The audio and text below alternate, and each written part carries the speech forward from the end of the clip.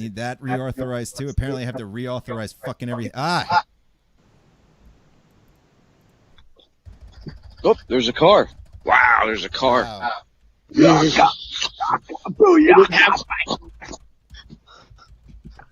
Newbies! Oh, shit. Mine are in the other room. Would have been marble. So if we go into the Awesome Talk chat, we will be able to see if anyone talks. Did you put up a live stream yet, Rick? I'm working on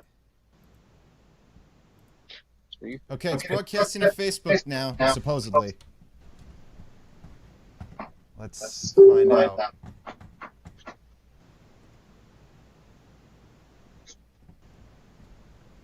Hey, Rob. Hey! Hey, who's Pissy Miles? Pissy Miles. That's the We're driver. live. Hey-o. Yeah. Come on, where are we? Live intro or live? Just Just live. Okay, there. I don't know why it's not showing up. I see it. I'm on it. I'm there. Where are you? I see you and I see Rob. You see it? Oh, you see us on Facebook? Yeah. Hey, Facebook. We got to stream it on the big TV here. It's good. All right. Let's see. How come I'm not getting it? What do I got to click on? Oh, well. Oh, there it is. So it'll just switch between whoever's talking on the camera view. So, Right. like right now, it's the bottom half of Matt's face and Rick. And then it's me again. So, I don't see it on the Facebook page is what I mean. It's up now. It fresh. just hit. You got to refresh. Oh, since there's no order in how we're not sitting around each other, so how do we introduce ourselves? Can we just scrap that? Oh my God! So basically, the Stones, the camera view will change depending on who's speaking. I understand that part, but how do you decide what order to introduce yourself in? Listen, I need you to stop pretending that this is a normal time, okay? During quarantine, people don't introduce themselves. We just go by our manufacturing number. Shit. I'm fucking up.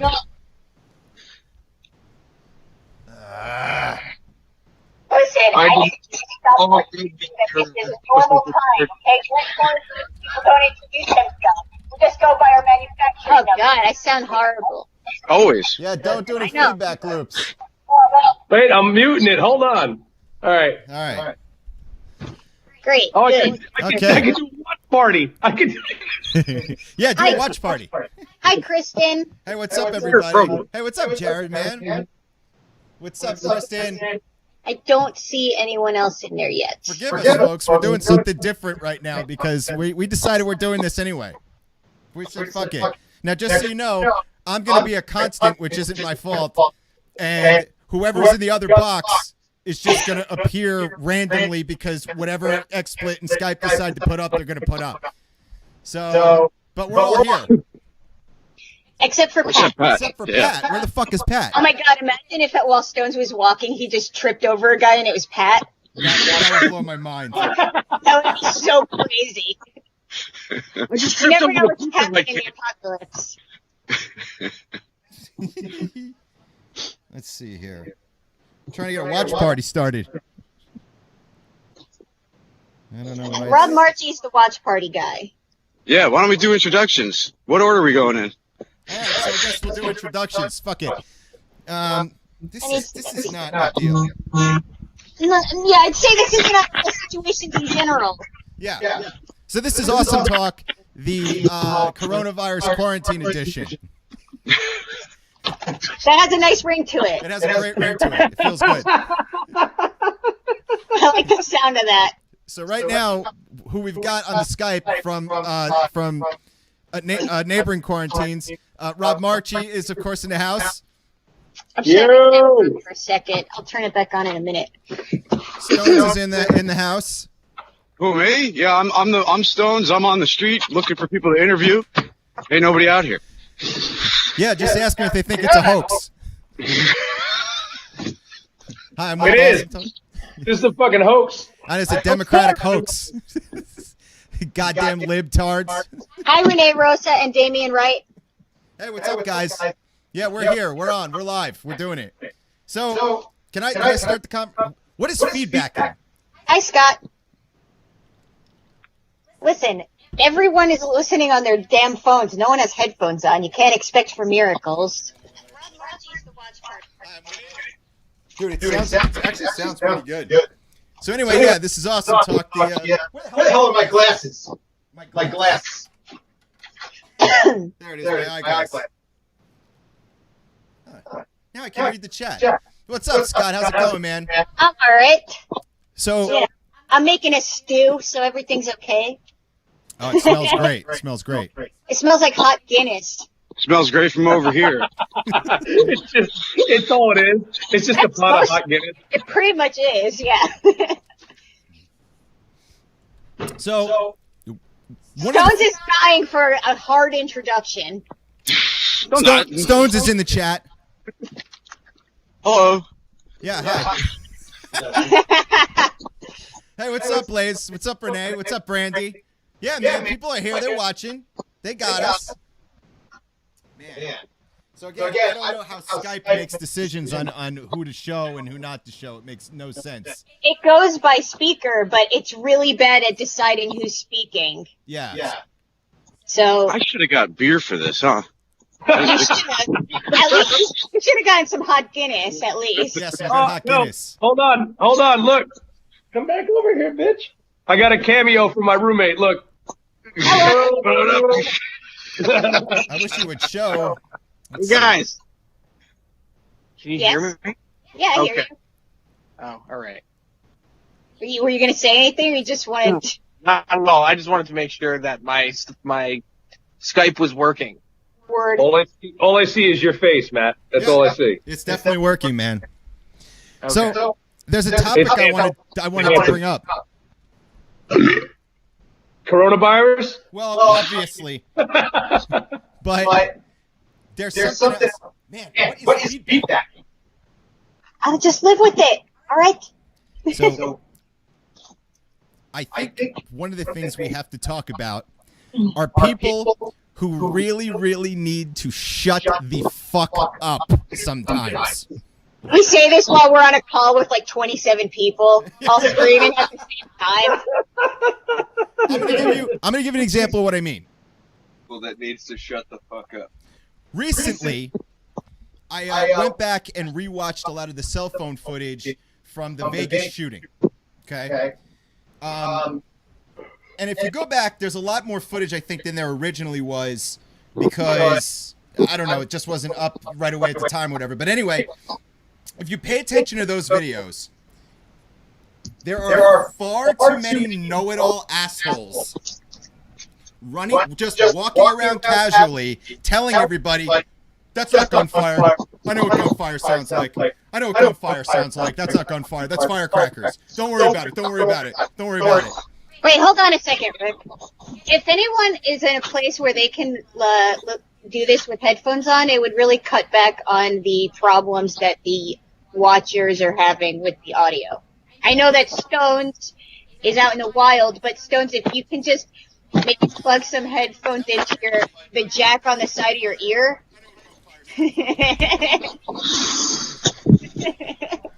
Can you still hear me? Yes. Cool. Yes, headphones will solve the problem. People who shouldn't talk. Why is this what it's giving me? And what's the idea? I don't know. Is the idea to make yourself feel better, or that you just think you know everything? I think people are grappling with this. So wait, hold on. Let me finish. What? In those videos, like I said, there's far too many people. There's far too many people walking around going, "That's not gunfire. Don't worry, I own guns. I know what it sound like." It's not You have to lower your voice because my computer picks up your loud voice. Yeah, I think you're the feedback. That's an unnecessary microphone. I guess I can just turn my mic on only when I speak. Silence the female. How about now? Oh, much, much better. Wait, Okay. how did Stones find a house so fast? He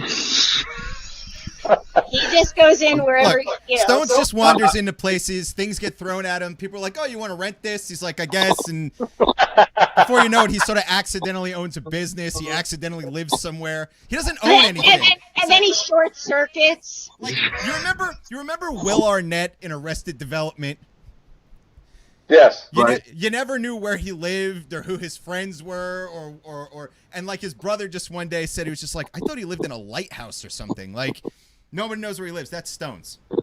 Dude, yeah, you have no idea how many times we've been like, hey, dude, you want to come over? And he'll be like, oh, well, I'm out in the parking lot right now. And we're like, why?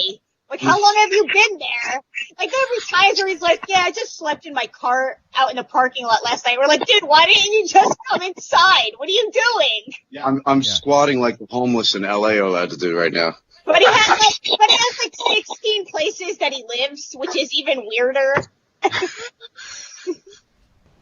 His home is wherever he lands, man. Wherever he wants. Yeah. I thought he was walking up to my house. He never showed up. I like to see homos naked. Oh my God. Oh man. Yeah. So anyway, my main point was too many people walking around with a lot of unfounded confidence, giving out advice that they shouldn't be giving out.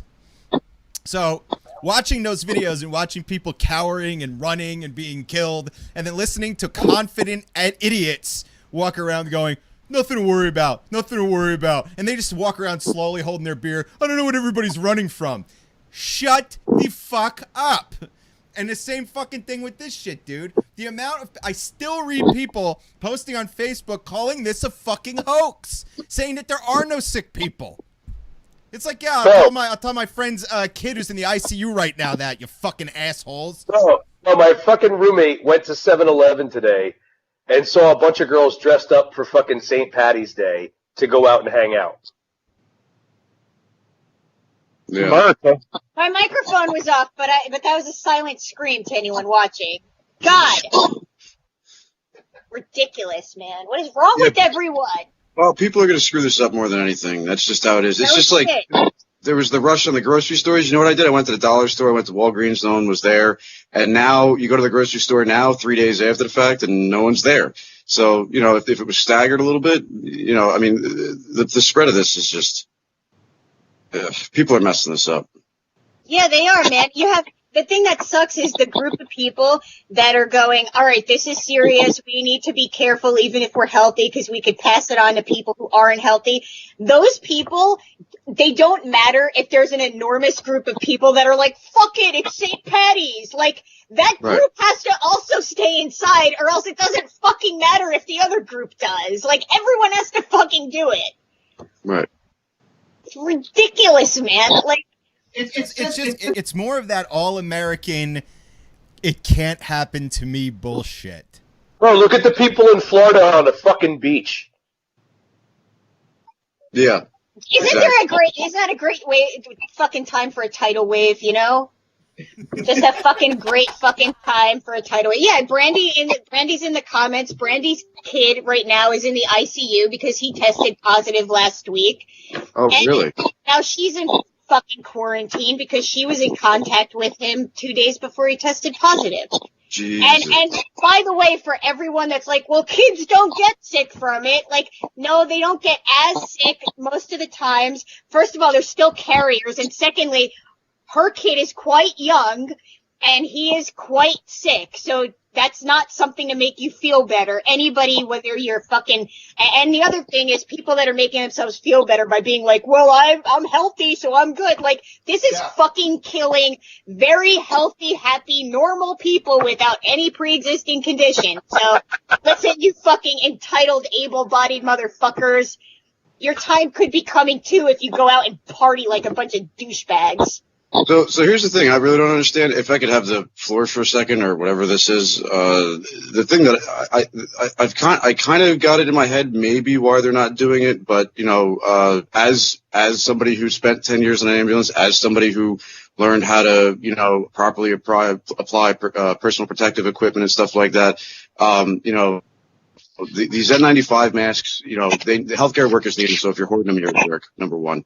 Number two, the thing that I don't understand why isn't part of the conversation.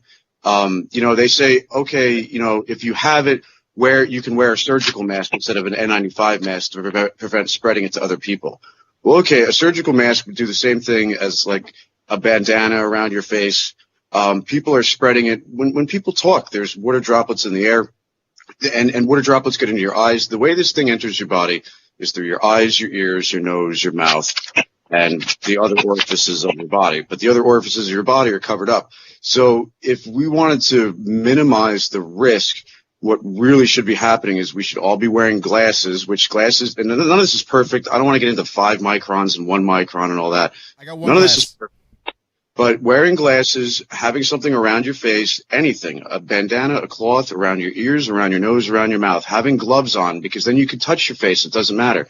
Understand that you're not going to be perfect at it.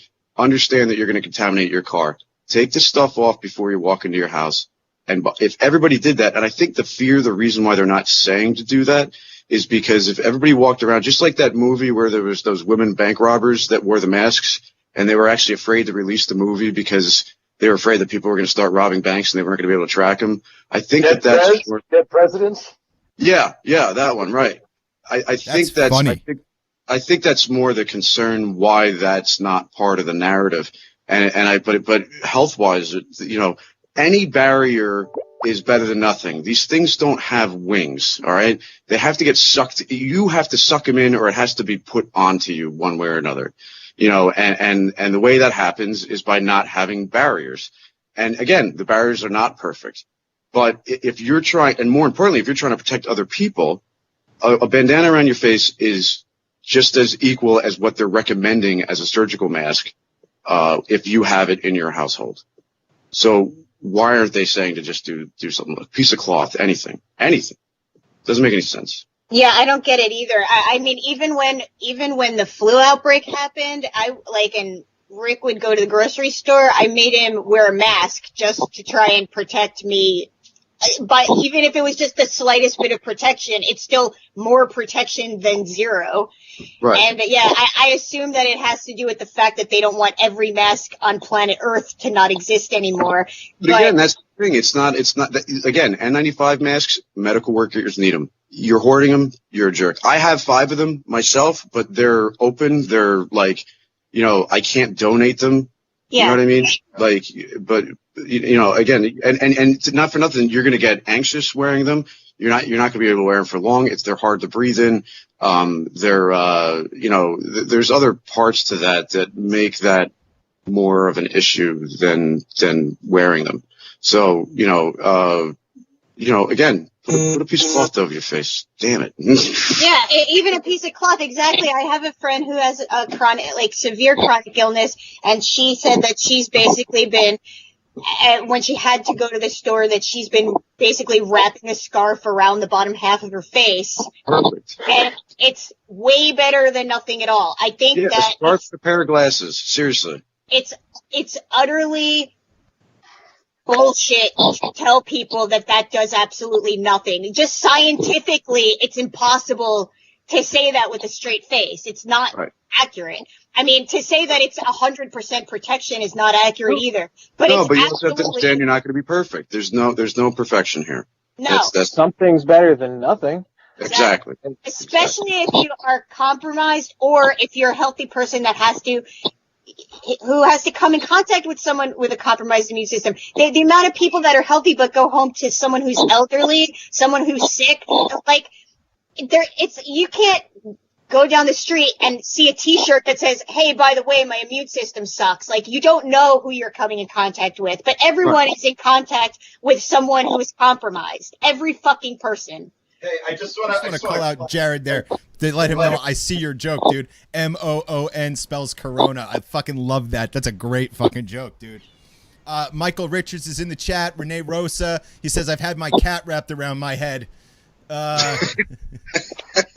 People letting Brandy know they're sorry, about her son. I hope he's doing better. Like, this is fucking crazy. But the other thing I want to say too is, I'm reading a lot of people who have businesses and make money in entertainment complaining And just to be, get out of here.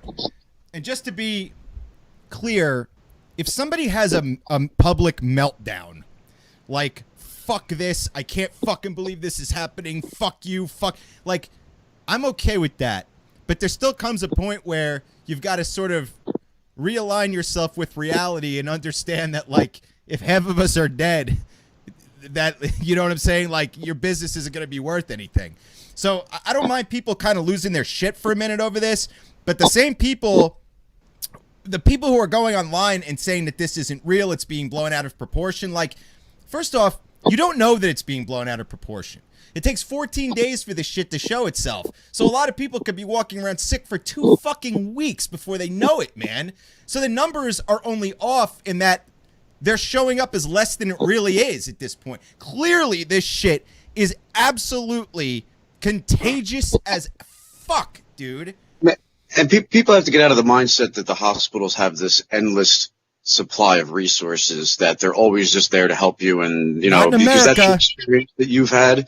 It's not, you know, something like this really disrupts it. You know. Oh yeah, for sure, for sure. And the fucking problem is the amount of people that just are completely fucking ignorant to any of the advisements, any of the announcements. Right. Like people are so resistant to, like, and again, I keep chalking it up to that fucking all-American pride bullshit. That's what it feels like to me. It feels like that, well, you can't tell me what to do. Look, man, I have Zeitgeist tattooed across my fucking my fucking collarbone. I understand the need to I understand why you believe that everything is a fucking lie, but like there's got to be a reality check sometimes. The internet has created a type of person where there's a personality type now that doesn't believe anything that's true and believes everything that fucking isn't. Because yeah, I mean, I respect the standpoint of like those people existing, you know, to question stuff, but you know, the medical workers are crying out. It's ridiculously underreported. The fact there's two things that are ridiculous here. One is the fact that the first 2 weeks the CDC was sending out tests that were faulty. So who knows how many of those were inaccurate to begin with because they were contaminated. And secondly, our president was warned about this at least in December and said it was a fucking hoax. So the amount of actual people in this country that have this right now and are either showing signs but maybe think that they have the flu or they can't, or they aren't going to a doctor because they can't or whatever, and the amount of people that can't get a test make the numbers so much lower. Like the numbers are thousands upon thousands higher than anything you're seeing. Oh yeah, without a doubt. Somebody in my watch party just wrote, in Louisiana, people who match the symptoms can't get themselves checked out. They get turned away because they don't have enough tests. There's a situation in Boston right now where a girl went online and was trying to get to a location and they all turned her down. Primary care, the hospital, urgent care, everybody. So people don't realize how insane this really is. And you want to hear something? You want to hear a funny anecdote? You know the guy that came on that was from LabCorp that Trump had interviewed the first day when they were talking about the lab tests coming out. I actually did an estimate with him about 12 years ago. His mom was the one that started LabCorp. He was the building guy. He did a great job showing me how to sign into the building and where the electrical room was.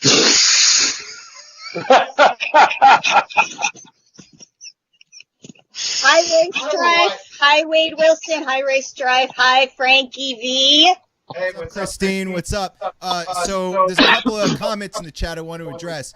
So I was talking about the assholes who think that nothing can happen to them, and what the fuck's going on?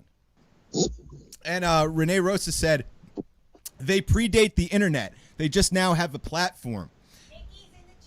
And I'll tell you what. Oh, Nikki Nailbomb's in the chat. What's up, Nikki? Yeah, man, you're totally right. Because I try to think back. So at 40 years old, I try to think back to what shit was like before the internet. And like, I mean, were there a lot of dumb motherfuckers walking around believing shit that wasn't fucking true all the time? And There's more racism, more open racism. You know, when you don't have all that access, I don't know, man. I mean, there was a ton more You have open more racism people. back then. The thing is, like, when you have access to so many other people, you find that you're never alone.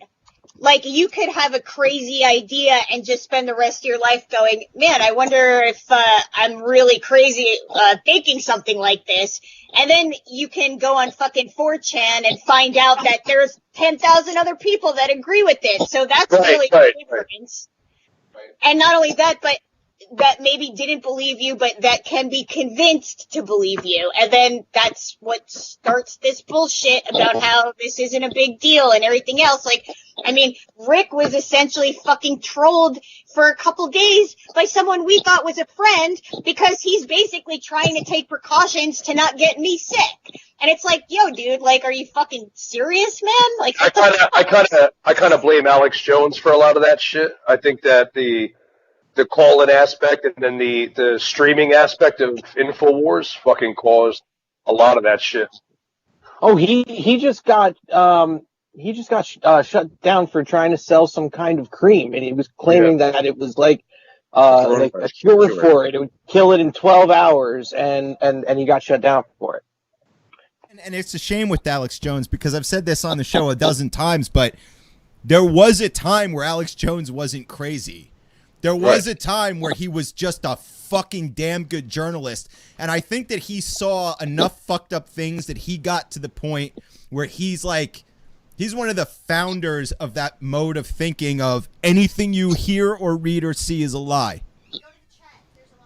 Right. You know what I mean? So then what? Hold on. So now we're in an anti-truth world, and even when there's bad shit going on. And what really pisses me off, Rob, is that we're in a world now where considering the truth, the scientific facts, stopping and thinking is starting to be referred to as a leftist thing to do. That's what I'm saying. Yeah, you're liberal if you want to talk about reality. Right, exactly. Reality is now a liberal thing. Is that? I think we lost Sarah somehow No. She just ran to the kitchen. She'll be right back. Just so you guys know, this Skype is outpacing my battery, so I will be needing to log off soon. I understand. So I want to take a look at the chat because there's a lot of conversation going on in there. Jesus Christ. Hold on. I got to back up. There's a lot of people. Wade Wilson's in the chat. Heavy Metal John is in the chat. Renee, still places have no tests. Freddie Fry, this is where we find out who we are. Stay in love. Renee Rosas, so even they're showing symptoms, some places won't know it yet. It's exactly right. So my bet. It's underreported, according to Ray Strife is in the chat. What's up, Christine? Yes, Sarah, people are not being tested. There are way more cases. Frankie V's in the chat. Yes, I read those stories too, Rob. Christine said. Sean is in the chat. Hey, what's up, Nikki? Wade, the American exception and defiance is definitely part of the problem. That's exactly what I'm talking about. My bet with these tests is they're going to start rolling out because they're talking about 5 million a week within 3 weeks. I think that they're going to have almost everybody in this country tested, and they're going to sell our bio footprint. Well, I'll tell you right now, we're looking at about 4 more days before there's going to be a statewide quarantine. Yeah, I'm thinking by Saturday too, man. I'm thinking that Saturday's the latest, up here in the Northeast. That's definitely coming. It's definitely on its way. I mean, we already have things in place now that are kind of close. Right, they're stepping it up slowly. That's what they're doing. Yeah, but again, man, here's what bothers me, and I'm glad that Blaze is in the chat because he and I seem to be like in tune a lot when it comes to government and overreach and all that kind of shit. But like, I do want to say that they're trying to get this curfew going. And one of the posts that I saw online, somebody who owns a business somewhere went on this tirade where they were like, the fucking government can't tell me what to do. They can't tell me. Well, They can't tell me. I'm getting feedback from you, Sarah. They can't tell me what to do. They can't tell me to close my store. I'll do whatever the fuck I want. And it's like, yeah, but if you just stop and think for a minute, I don't think that's what's going on right now. I don't think there's a totalitarian force behind this right now. I think it's simply, please don't get everybody sick. I think it's quite the opposite. I think Stone's just. I'm sorry to interrupt you, Stones, but I think he's dead on, man. I think that the government is scrambling so hard that anything's going to seem fake. Everything is going to seem like there's another motive behind it. And in reality, they're actually trying to keep people from dying. And because we don't believe and we have a conspiracy theory behind everything, no matter what they do to take protective measures, it isn't going to be enough. Going to have some shit behind it.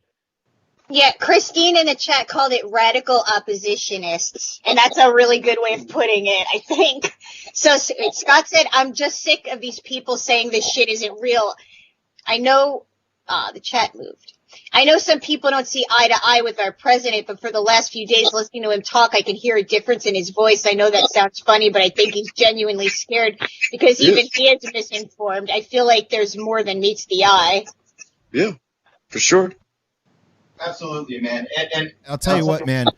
And yeah, by the way, New York is shutting down in the next 48 hours, so we're next. Yeah, they're going to be quarantined, and then after that, it'll be us. It'll have to be us, because how many people from New York go to fucking New Jersey every day and back again? Like, we're Oh, you want to hear something worse than that, Sarah? They're all at their vacation homes right now, right down the street. They're all at the Jersey Shore. They're all fleeing from it. Is that So they're where all, you were taking a walk? Is that where you're walking? So it's all here. It's here. Yeah, it's definitely here, and it's bad, man. And again, I just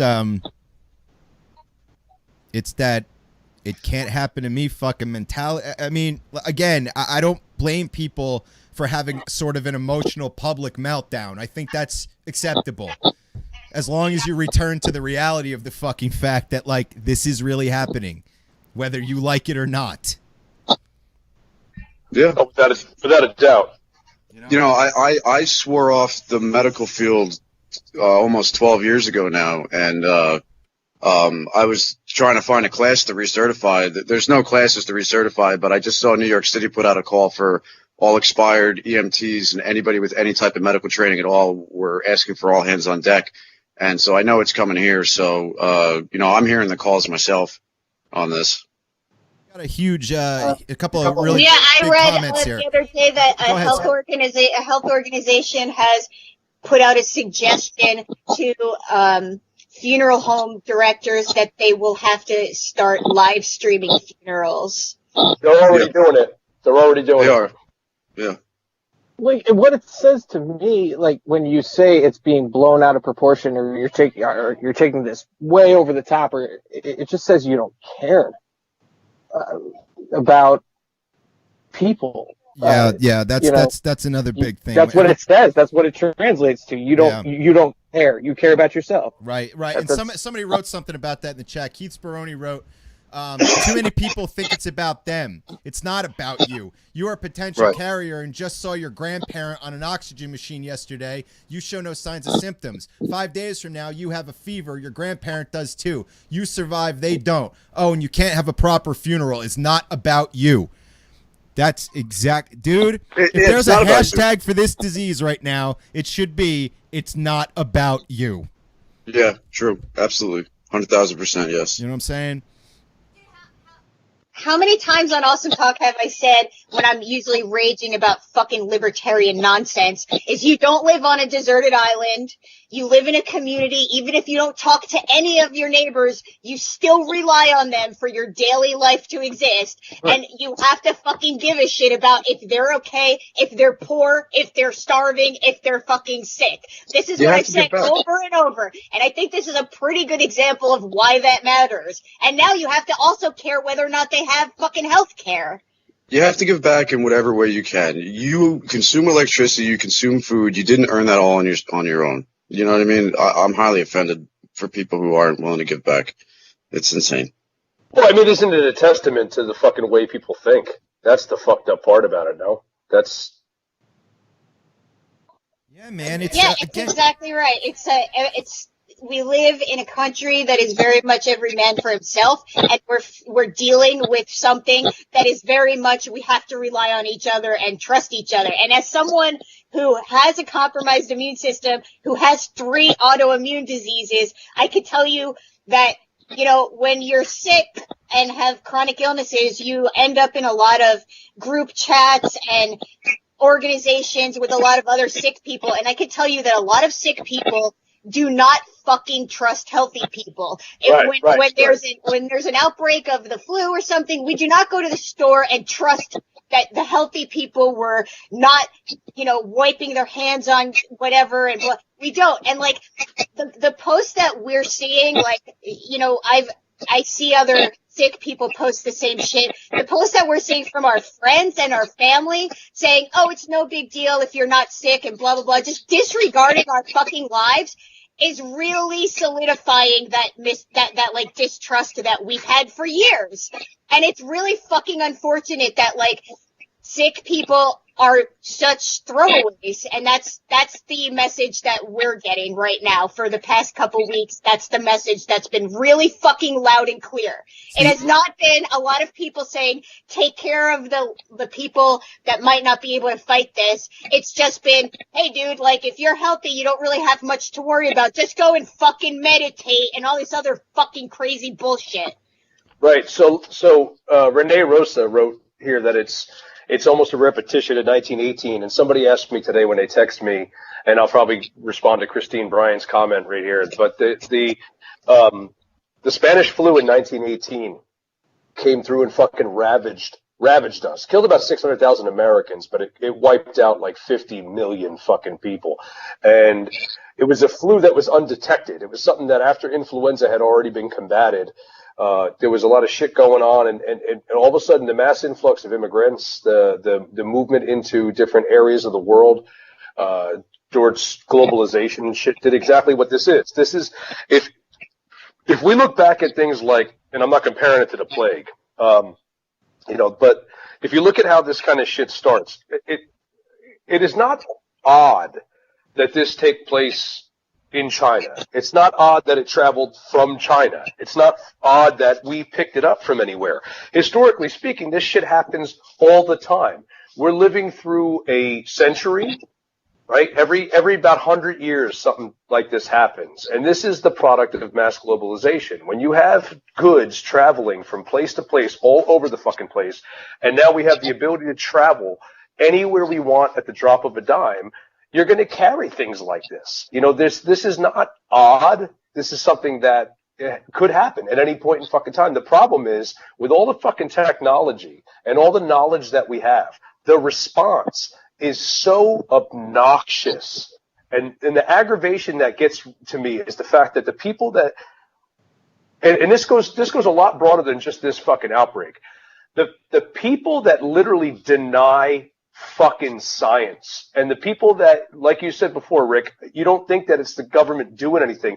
It's literally a bunch of old men trying to scramble to make up for fucking something they blew off like it wasn't a fucking problem.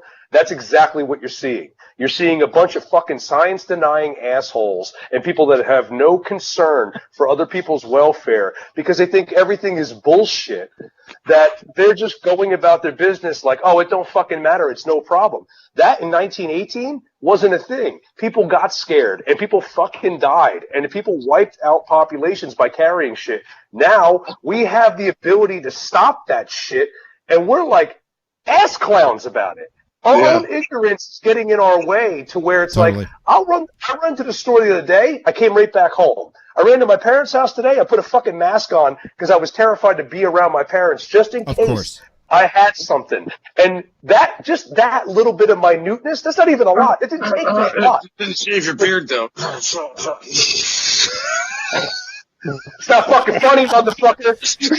Hey, Stones, did you notice that I shaved mine? Yeah. I shaved 10 years right off, as long as you look at the gray hair. I'll shave tomorrow. Picture, it didn't happen. So there's tons of comments in the chat. I want to say hi to Stephanie. Killer Kells is in the chat. Blaze wrote, we also have to realize that people come to conclusions about these things at different times. We can't always attribute malice to what can just as easily be explained by ignorance. Jody's in the chat. Scott's in the chat. He said, it's a damn shame because unrelated to coronavirus, my best friend's aunt, who is just like my aunt, passed away. I was wondering, I'm not sure what that has to do with the conversation, but I'm sorry about that. The live stream of funerals. Okay, dude, I'm sorry. I wasn't being disrespectful. Christine, that is better than mass burials. Oh, my God, are you fucking right about that? Doug is in the chat. More people need to read about how 1918 went. Okay, you just commented on that. Nikki Nailbomb says, yes. They also had significantly less resources to deal with something like this back then. That is true. And that Blaze is kind of, I think, the frustrating problem here is that right now we have all the resources we need to deal with this. Yes. We have no. Stones. Maybe not enough breathing machines, but in terms of if you view information and science as a resource, we have an endless amount of it at our fingertips now. Manpower. We don't have enough manpower. Not enough manpower. But listen, man, if in the first week this was handled properly, how different would this situation be right now? If fucking politics were put aside and countries united to fucking stop a world pandemic, we would have fixed this a long fucking time ago before it even hit the United States. But nobody wanted to fucking take care of that shit. That's the fucking truth. There are scientists and doctors all over the place, but because of all of the fucking world bullshit, we don't unite as humans to save one another. That's a fucking problem. Let me tell you something. There's this chick on Twitter. She's on Twitter. I can't remember, Katie something. And somebody posted a tweet because AOC had posted something about how people need to wash their hands, be careful around one another, quarantine yourself, and stop being an asshole about it. And this woman who's running for a school board in Nevada posted, oh, well, I went to Red Robin today and there were 30 people in there. And I sat down and took my sweet time eating my food because this is America and we can do whatever the fuck we want. And I was like, really? Your political pettiness you're going to put above her fucking straight up realistic, absolutely necessary advice. And you're running for a fucking school board. Fuck you, dude. Right. That political pettiness, man. Political pettiness interfering with what's going on right now is really fucking exceptionally stupid and selfish. Yeah. Agreed. Rob, did you, in your studies, take any significant amount of time to study the flu pandemic of 1918? In what regard, you mean? Like in terms of how they handled it, or why it began, how it happened, or what do you mean? Are you there, Stones? Yep, I'm here. Wait, hold on. Am I? I think I lost you. There you are. Gotcha back. I got you back. Stones is good. Can you hear me? Stone, somebody commented in the chat earlier that you look like the neighbor on Home Improvement looking over the fence.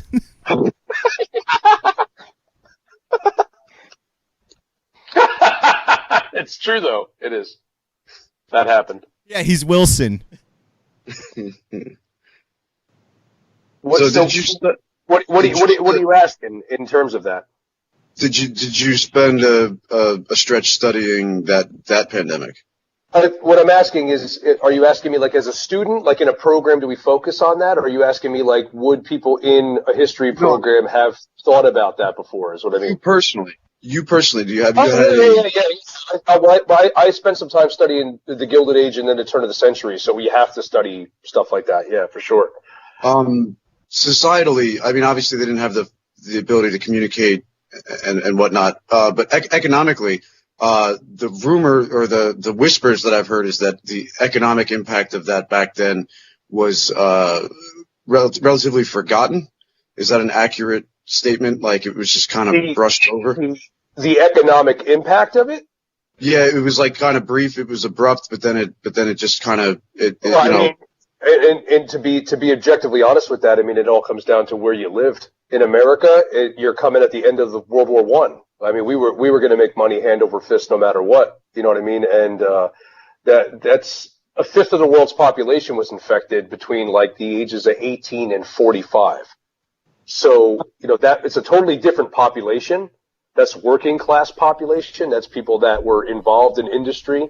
Can I interject for 1 second? I'm sorry. There's just one thing I want to point out to you, because you pointed out the age demographic that was affected. And yesterday, Sarah had told me that in Italy, the new demographic that is now being attacked by the coronavirus are people in their 30s.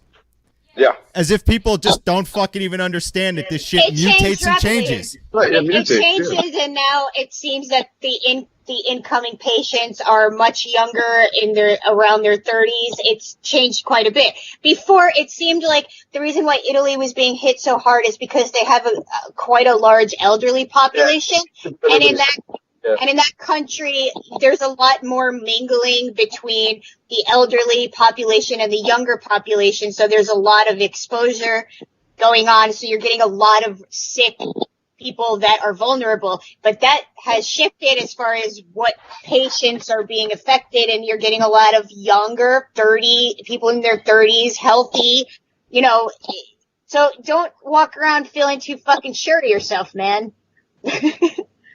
Right. This looks like an awful, and then people are like, oh, look how many recoveries there are. And it's like, yeah, but a lot of that had a lot of bad pneumonia. So there's a lot of scar tissue going on. Like I explained it to people, it doesn't matter. Like, your age is your age, and you think your immune system's unstoppable. But if you already have underlying emphysema, you have underlying bronchitis problems, if you have anything that's an immunodeficiency, then you could be 5, you could be 25, you could be fucking 55. This is going to fucking take you out, and it's going to put you in the hospital for a long, extended amount of time, and you may not survive it. But even if you do survive it, coming out the other side of it, you could have a whole different lifestyle. Yeah, the doctors who are working in China said what they're finding is that the patients who have recovered have about 30% less lung function afterwards. Of course. It's 40%. And if you're a fucking smoker or some other shit, I'm looking at you stones, then this shit, is fucking 30 to 40% less lung function. You're not going to be able to take walks. You're going to be huffing and puffing. Right, and let's say you're walking around with a pre-existing condition you don't know about yet. Some things take a long time to present themselves in your fucking life, dude. This is going to attack the fuck out of you, dude. And also on top of it, I think a lot of Americans are forgetting something here. As far as pre-existing conditions go, they are also including obesity in that. Just wanted to put that out there. Thank you, Sarah, I put it out this week. I was trying to explain to people, but I did it in my classes and shit, but I wasn't trying to strike fear. I was trying to be honest with people that, they talk about, I saw a lot of people posting on Facebook herd about immunity. No, not herd immunity. No, people posted on Facebook. That's the direction that that's the direction governments are heading in with this, and people have to realize that okay, fine, we're quarantining and we're trying to stop this curve and stuff like that, but the herd immunity part of it means that they are expecting at minimum 40% of the population to acquire this. Right. You're right. And the thing that I was going to say, combined with the statistic that she was about to throw out there, and the fact that we lead the world in fucking obesity, the comparison between people saying, oh, well, the people in China and Wuhan are coming out and they just released their last patient, or they fucking had whatever they're saying about the benefits to the fact that after 2 months it's no longer in Wuhan, China. Understand that the diets of people in the Far East and people that are eating in places like India and areas of the world that are not America, that our food is banned in 60 to 70% of those countries. We eat fucking plastic. We eat shit that has garbage, bullshit in it. That our immune systems are not that of people who are eating traditional diets in places generation after generation. There's no way to medically explain that to fucking people that they understand it without sounding like geographically isolating certain populations. But the reality is we eat everything from fucking everywhere, and we put so many additives in our shit that your immune system isn't what you think it is. Unless you are look at all the athletes that have this shit. These people are in perfect fucking shape. And they're fucking, it's going through the fucking NBA right now. It's going to hit the MLB. All these teams are shutting down because they don't know matter how healthy those people are. They play American sports. They eat American food. These people are fucking. They listen. Our country has a severe problem with that shit. And they're canceling entire seasons, not games, not for a couple of weeks, like the entire season. Like when's the NHL over? In June? So they're thinking ahead. Yeah, right. And This disease is really exploiting every single weakness across the board that we have. It's exploiting the fact that we don't have medical care that is guaranteed. So there's people worried about whether or not they're even going to be able to afford a fucking, treatment or whatever. It's exploiting the fact that we live unbelievably unhealthy lifestyles nearly across the board. At least statistically, it's the majority of Americans really. And even those that want to eat healthy are probably eating a fuck ton of pesticides, even though they don't want to. It's exploiting the fact that the medical system here cannot sustain a large fucking outbreak of whatever the fuck. It's exploiting the divisiveness of the media. It's exploiting so many weaknesses in our society, and either we're going to survive this at some point and just do what Americans usually do, which is just forget it, the way that we have a school shooting and then the next fucking day we just continue on and nothing has changed, or we fucking finally decide, all right, those were weaknesses and we need to fucking fix it because this will happen sooner or later again and probably worse. And just a message to Florida, who just voted for Joe fucking Biden. Let me tell you something. In the throes of this fucking nonsense, democratic socialism is looking pretty fucking hot right now to everybody, dude. Like those of you who are experiencing this disruption to your fucking whole personal life, for some people, that's their whole fucking life, dude. This is why these programs need to be in place, to protect you, because the idea is you can't buy into the American bullshit dream and say, well, just me, not anybody else. That's bullshit. And if certain things were in place, holy shit, we have 63 comments I got to get to. But programs in place, they're not there to help, quote unquote, those people. It's there for you and me and all of us, right? So the biggest misconception about the Bernie Sanders campaign is how you're going to pay for everything. And I'm going to tell you the same thing I tell everybody. We're already paying for it. It's don't you see the memes of people that are like, oh, you can't find toilet paper? Don't you know what it's going to be like under socialism? Dude, I saw somebody posted a meme today and then they commented on it, which was just like, it was like an empty shelf. And it was like, just so you Bernie Sanders voters know, this is what socialism looks like. And the guy posted it. He went, this is literally what a Trump presidency looks like. Right. It's happening I'd like to point out too, the thing that really fucking kills me as someone who's lived with chronic illnesses for most of my, 85% of my entire fucking life, is listening to people argue against democratic socialist policies, as far as healthcare is concerned, is, oh, we're going to have death panels and we're going to have to wait in lines to see a doctor. And it's like, dude, I'm sorry. Maybe you've never fucking had a chronic illness, but I can fucking tell you that that's already here. When you get fucking denied medicine that would save your fucking life, yeah, the death panels already fucking exist, motherfucker. They're here now. Like, if you have to make an appointment with a fucking specialist and it takes 6 months to 2 fucking years, yeah, those waiting lists already fucking exist, dude. Doesn't take long to get there either. All you need is a couple months out of work, lose your money, lose your health insurance. Goddamn right, man. Goddamn right. Stones, it is taking 3 days. It's at this point. Yeah. Watch this shit by the 25th. Watch this shit by the 25th. We're on you're the right. 17th of March. Watch 8 more days. Watch 8 more days. We lived through this in Sandy in this state, and within 7 days, this place was chaos. This is the whole nation. Watch this in 8 fucking days, dude. For real. Listen, there's a ton of comments I got to read, like a ton of comments. Jenny Chocolate is in there. I go to Rutgers University, and they didn't even have a shutdown in 1918. They shut down pretty quick for this. However, I still don't think enough people are taking this seriously. Absolutely. Christine wrote, from some Italians' posts, FYI, they warn that this is severely harming those without pre-existing conditions also. And yes, just say just old and sick people. This just is so fucking telling of how egocentric and utterly despicable the collective assholes are. Let's see. Renee Rosa says, God damn it, I don't want to shave. Come on, Renee, show that fucking baby face.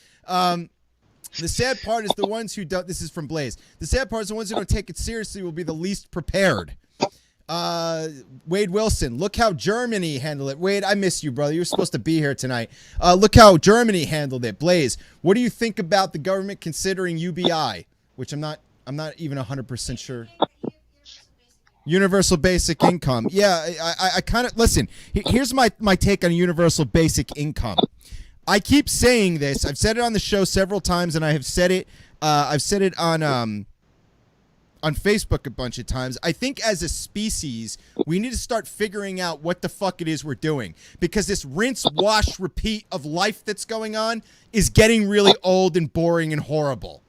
I'm a little concerned about the fact that, as far as I'm aware, if that happens, it might be in the form of some sort of check, which then I assume there will be floods of people going to banks or something. So I don't really know how it's going to be distributed, but I feel like that might be a fucking catastrophic way of doing it. It's, you know what I mean? Like, right, no, and I agree with that.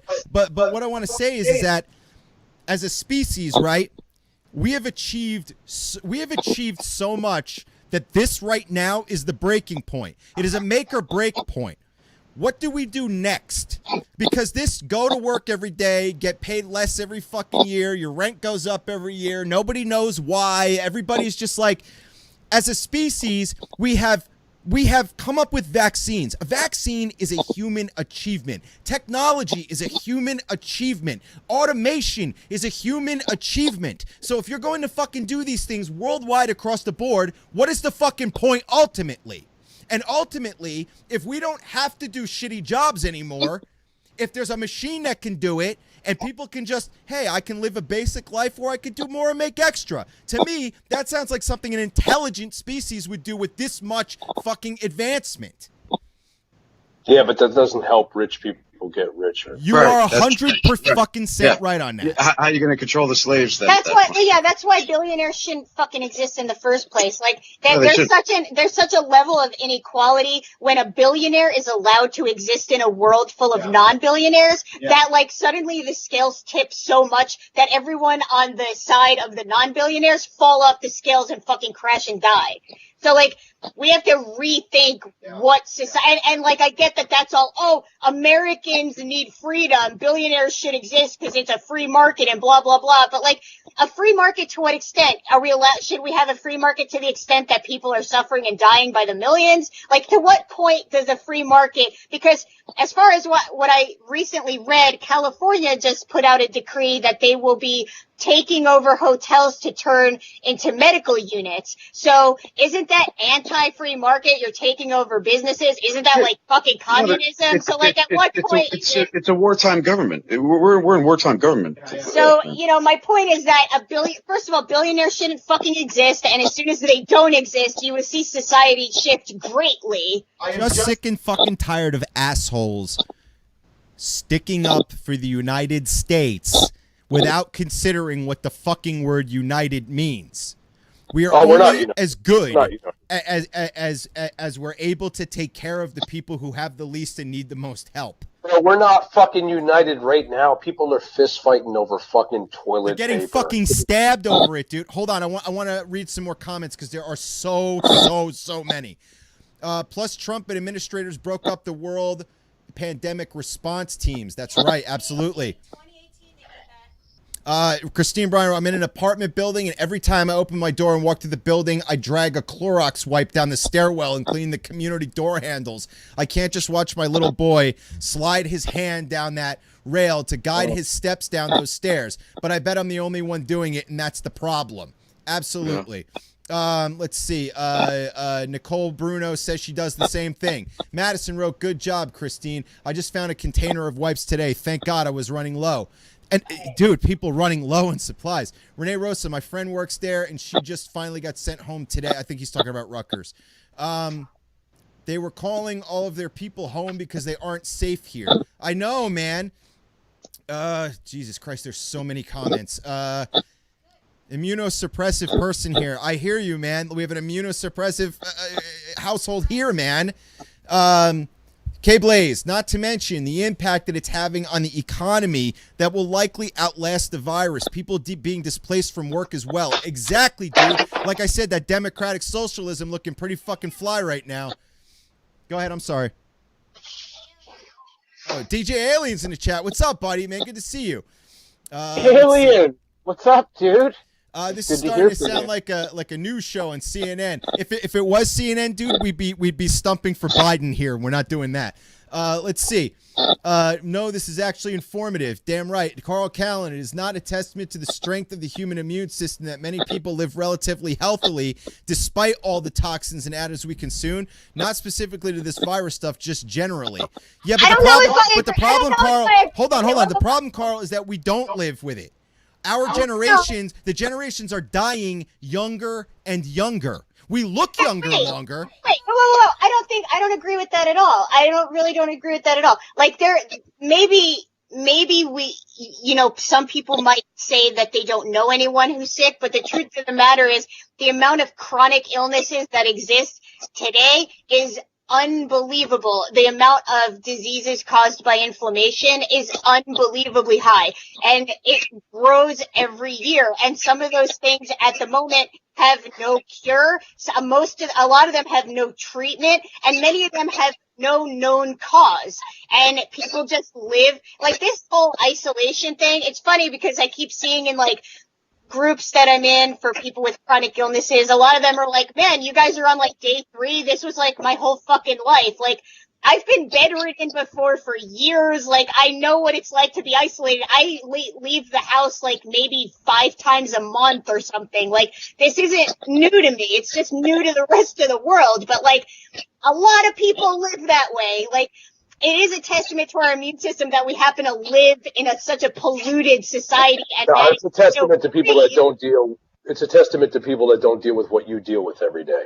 That's the problem. Right. Is that now people are realizing how this shit affects a good percentage of the population, and people that didn't ask for it. People that didn't smoke their whole lives. They didn't drink their whole lives. They didn't have all that shit, and they didn't consume the things that caused it. They were born with this shit. Dude, not only that, but you know how fucking frustrating it is? Like for me, for example, to be like, dude, I have fucking fought so many times to stay alive through so many medical fucking, every fucking medical crisis one after the other, to be taken down because some motherfucker in a grocery store didn't fucking wash their hands or some shit is really fucking maddening.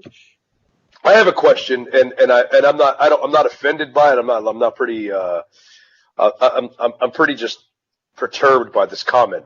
What the fuck does that mean? This is starting to sound like a CNN channel, because I'm curious as to how what we're talking about right now sounds like that liberal fucking machine of fucking nonsense. That's what I said. I said, it's not. We're not stumping for Joe Biden here.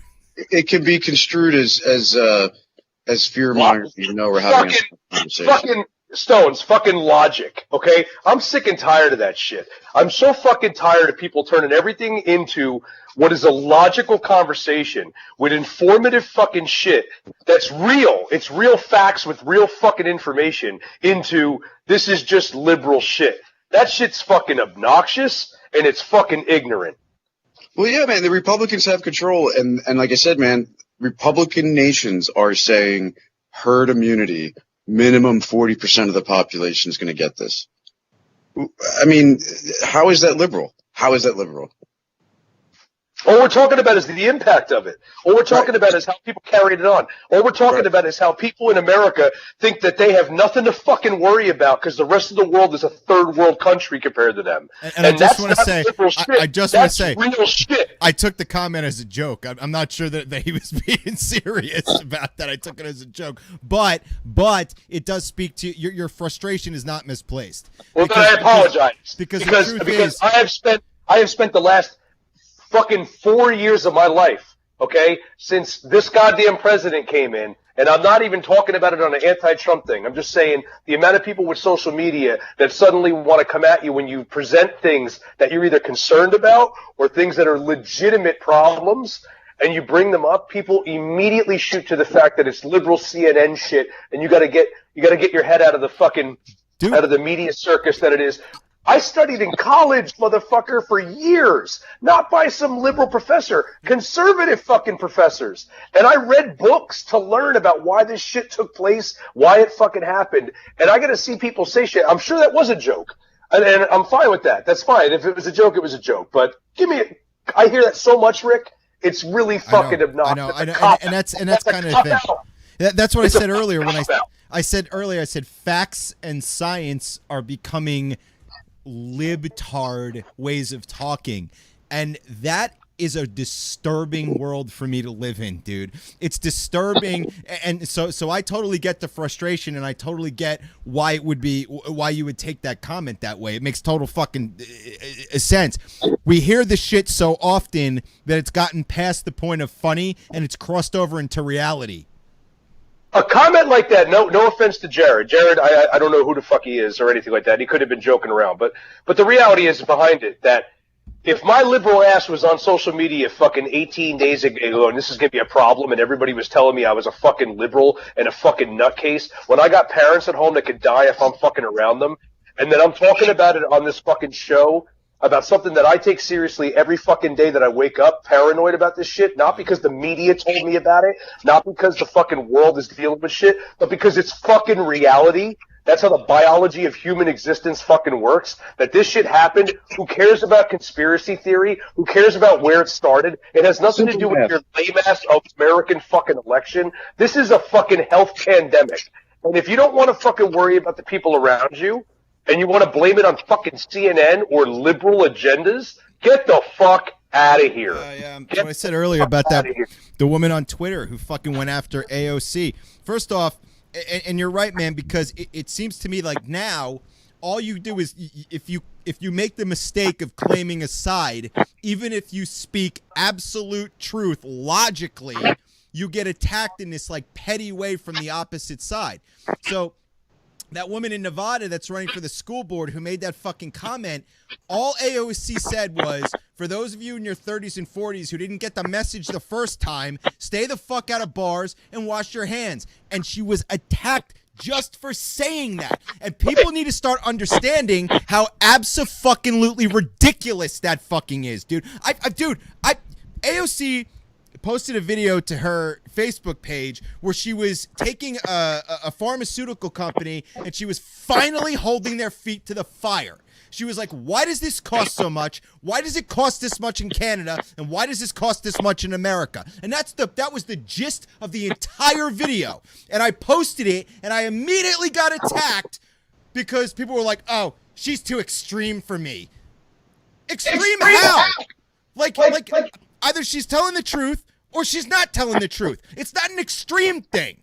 Like it's like people are being conditioned to think, oh, I'm against that side, therefore anything they say doesn't make any fucking sense.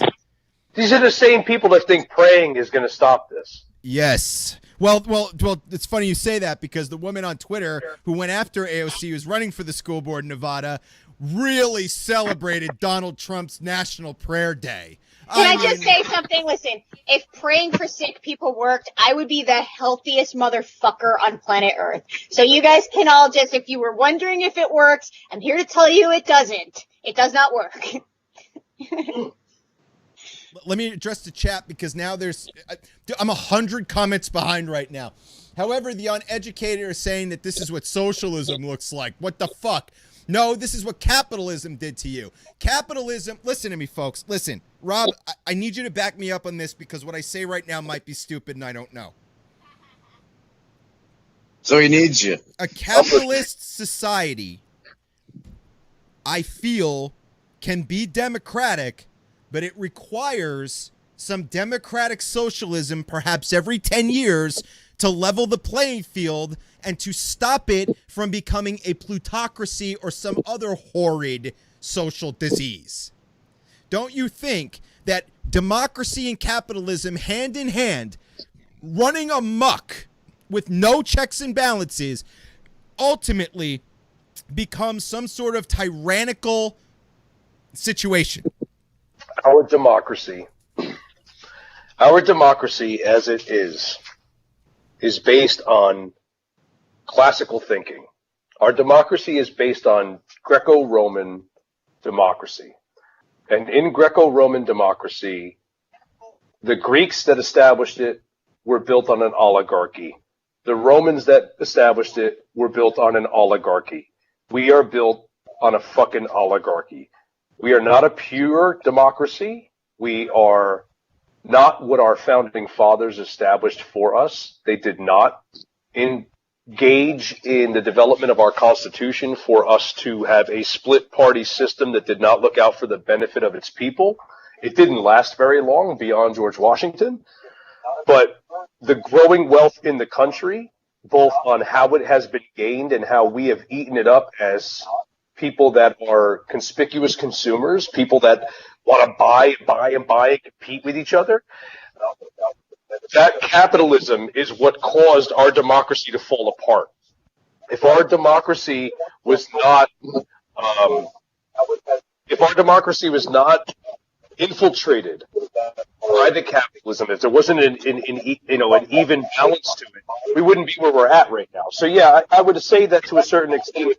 The democratic socialism idea. Feedback coming through. Whoever is listening to some music or weird shit like that, please turn it off. If I understood correctly, democratic socialism, yeah, it sometimes needs to come into play. I mean, I think every time we say that. Rob, I'm sorry, dude. There's like a weird feedback loop. Whoever's listening to something, you got to turn it off because it's creating a loop. But Rob, I just wanted to point out something. Carl Callan actually posted a clarifying comment. He wrote, "Hey Rick, just to clarify, I did not realize coming in medias res that you were not responding to comments in the moment. I was just making light a counterpoint to Professor Marchi as he said athletes in great shape are getting the virus and our immune systems are not as strong as we think because of additives in our food." Thank you, Carl. I appreciate you clarifying that. Do you want to respond to that, Rob, or? I don't know what his initial comment was. The CNN thing. No, that wasn't him. That was. No, that wasn't him. That was. Let's see. That was I'm sorry, people. There are so many comments. I'm just having a hard time. Nikki Nailbaum. Hopefully, it teaches us to get our shit together as Earthlings and avoid this in the future and build a construct new and better. Nikki, I really want that to be the fucking truth. Oh yeah. I see what Carl's talking about. Yeah, 100%. No, he's 100% in his comment before that. Yeah, it's a testament. He said it's a testament to how healthy our immune system has been, considering the amount of fucking bad shit that we've eaten. That's what he's saying is that right. We are unhealthily in taking food that ultimately should have wiped us out a long fucking time ago, dude. Absolutely. Dude, so Christine said respectfully, maybe Sarah, the prayers did in ways you're unaware of. There are many things, right? But I'm not trying to convince you of God, but I felt I should share that. So I guess my question is, if the prayers helped in ways I'm unaware of, then is it really help? Shouldn't I have been fucking aware of the help if I apparently got it? Because, I mean, if I said I helped you and you said how, and I said it's a mystery, would you feel helped? I just want to say big up to Dion who just joined the chat. What's up, man? God, there's so many guys. I'm 100 comments behind right now. I can't even keep up with this tonight. We're at that pretty much, point aren't you we? just made. Renee just made the point that praying does something for those who are doing the praying, and Yeah, it's I true. agree. It really That's does. a form of meditation for sure. But it makes somebody else feel better about something that isn't affecting them. They feel like they're helping somebody that needs it, and is worth it. And I agree. There's a certain. I think that's a certain aspect to religion in general that allows people to feel like that faith in itself is rescuing either them or the people around them that they're involved with. If they can convert you and they can get you involved in it, it's giving you a way to escape from the fucking sadness and the craziness that you're dealing with in life. So I agree from that standpoint. I think that in a literal sense, you weren't going to just suddenly not have to deal with the ailments that you deal with anymore. I think that for some people, they're wishing the best, but they're not there. If personal prayer, if personal faith makes, as a form of meditation or a sense of calm in a shitty world, makes you feel better about things around you or something going on with you, then obviously that makes sense for you in your life. Me personally, I've experienced countless people that have told me that I could get better if I prayed, if I believed in Jesus, if I went to church, and I cannot describe the utter entitlement that a person must have in order to fucking have the balls to say that, not only to someone who's ill, but also to walk up to someone in a wheelchair and say that, not knowing if they had gotten in that wheelchair from a place where they couldn't even sit up once, or knowing how far they had already gotten or where they came from or anything else about them. It's an entitlement. I call it the entitlement of the healthy person. It's the same entitlement that of people that you see making posts that say, you don't have to worry unless you're sick or old. It's that level of entitlement of a healthy person to say things like that. I had people stop me in public in my wheelchair to tell me that I could be cured with Jesus, and it's utterly fucking disrespectful. It happened to me in Wegmans not that long ago, and I flat out told the woman how entitled she was and I how straight up almost slapped the bitch. fucking rude it is to say that to someone. Right in the fucking shampoo aisle, minding my own fucking business. But you have to picture me rolling up on this scene, too. I roll up on this scene, and I immediately know to shut my mouth because I know she's going to deal with it with, like, absolute, like, razor-sharp precision, which she did. She was like, well, thank you for that, but I just want you to know how entitled you think you are. And I was like, okay, I'm just going to wait and see if I'm needed here. So fucking crazy, dude. Oh, there's so many comments, guys. Shrey's in the chat. What's up? Oh my God. Biden is a damn joke. It's Bernie or bust, and I have zero moral dilemma about that. I fucking hear you, brother. Let's see. Because here's the problem with that, man. Michael. Oh, is that Michael Mayhem in the chat? That's who that is. Michael Mayhem. What's up, brother? I have the same idea as that, because here's the problem, man. I feel like as long as we continue to engage in this lesser of two evils bullshit, it's always going to be evil. And I said that 4 fucking years ago. I said, I'm not going to vote for somebody who's a piece of shit, dude. What? Okay, where's Podcast Rob's comment? I can't find it. Here it is. The frustration you're feeling, Rob, is a long time simmering and it's finally boiled over. I totally agree. For the past 4 years, the stupidity and disbelief of facts and truth was something a bunch of us sighed and rolled our eyes to, but now that same disbelief is getting people killed, and it's time to get fucking mad about it. I agree with that. Rob, he was Podcast Rob was responding to you. Look, I agree you can with get that. mad about it. You can get mad about it, but you can't, like, riot. There's no, like, mass riot. Whoa, I agree with you. You can't mass riot. Well, I don't know if I agree with that entirely, but you can't. Personally, look, man, and this isn't gonna win me any fucking sponsors or anything. I don't give a fuck if you rob a Walmart truck. Just don't rob your neighbor's store. That's all. I don't care. Fuck Walmart. But hold on. There was something I was gonna say about this, and I got thrown off by stones. Let's see. Christine comes up with really good names for people. She said, let's call those people radical ignorant solutionists. Christine, I think you should start a t-shirt company. But oh my God, there's so many comments, guys. Hold on. Are we going to break? Is break's up, right? Well, I'll tell you what. Tonight's break is an hour of music videos from people who have performed on the show. So we wanted to kind of tonight do a combination of talk, which, by the way, I want to say that I'm so fucking happy that you guys all got in touch with me and you were like, fuck it, we are doing this. We are doing this show tonight, man. And like that, it just fills me with so much fucking joy in my heart. Like, we absolutely have one of the best talk show crews I could fucking possibly ask for, man. And tonight, what you're going to see in our... Sarah, you think it's time for break? It's almost 11 o'clock. Yeah, I just want to say, because of Awesome Talk and just the people we know in general, there's like groups of people that are really freaking out about this quarantine stuff, and then there's a lot of people that have quickly adapted to it. They're live streaming from their living rooms. I've seen like really popular famous bands even doing that and stuff.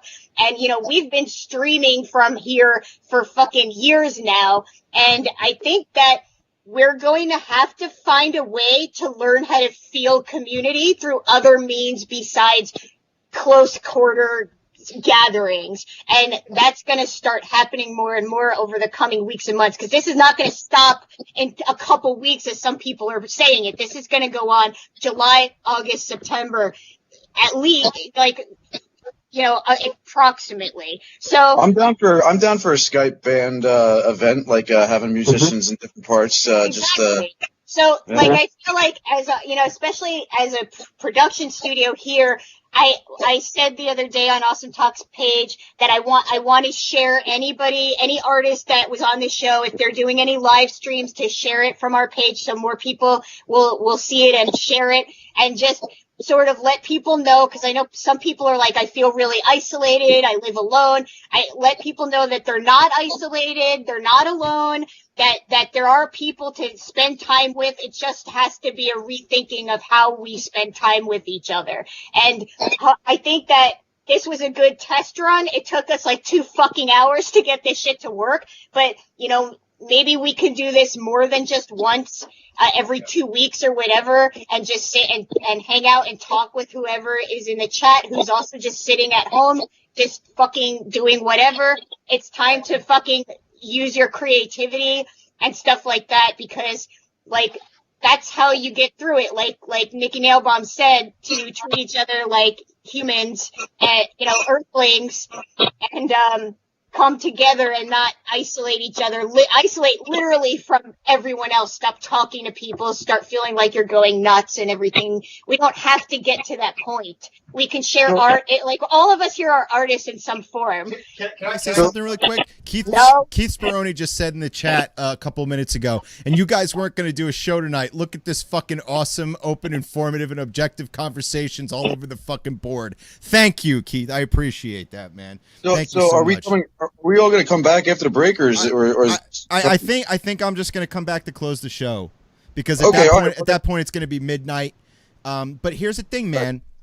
I mean this when I say that I miss Pat tonight. I really miss Pat. I don't know if he was not able to get into Skype or whatever, man, but I love Pat and I miss Pat. And I love all you guys. And on a closing note, just because there's more people here than now before, remember, so many, man. Cover your face up with a cloth, put glasses on, wear gloves. You're going to contaminate your car. Take it off before you get in your house. It's better than nothing. It'll always be better than nothing. Who cares about 1 micron, 5 microns? N95s need to be for the medical staff. Get yourself some barriers from other people. People's water droplets get into your eyes when they talk to you. It's just how it is. Absolutely, man. I want to say thank you to, I wish I could name everybody in the chat, but there are so many people there tonight. I see Melitza there now. I see Blaze now. I see I don't know why I'm feedbacking. Heavy Metal John, Christine, Renee, Blaze, Jesus Christ, Keith Speroni, Michael Mayhem, Dion is in there. And I want to say to somebody else, to everybody else too, that Rene Rosa is in the chat, and he's promoting some music for his band, and I want you to follow that link, man, because right now, especially if you're a creative person and you're live streaming, you're making music, you're making art, right now, this is a fucking great time, man. And we had a lot of people here tonight who made a lot of fucking... I'm sorry if I didn't get to your comments tonight. We have been on fire tonight. And I mean this from the bottom of my heart, dude. I'm sorry. If this is from the bottom of your heart, I'm not going to interrupt it. Thank you. Appreciate that. From the bottom of my heart, I'm serious, man. I feel like right now we have got probably one of the best podcasting crews that I've ever heard. And the fact that all you guys were so fucking into getting this going tonight, and the fact that so many of you out there are watching this tonight and commenting tonight, I absolutely love the fuck out of all of you, man. This was a fun time. Like, after we're done with this chat, we're going to live stream a lot of our music videos that we've produced here. Every music video has the name of the artist and the song, and at the end of the music video is where you can find them. Please go and like their pages and share their stuff.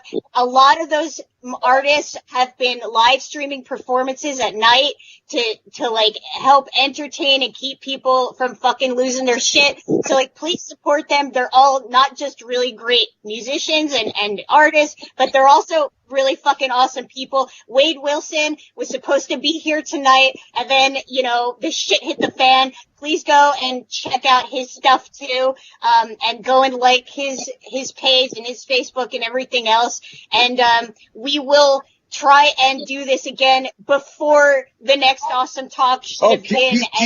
Keith Kenny, good friend of Awesome Talk's been putting out a lot of cool stuff. Yeah, I think I don't know if it is over yet, but he was doing a live stream tonight. I don't know if it's still happening at present or if it ended already, but like definitely fucking go and check it out. Even if it's over, you can still watch it.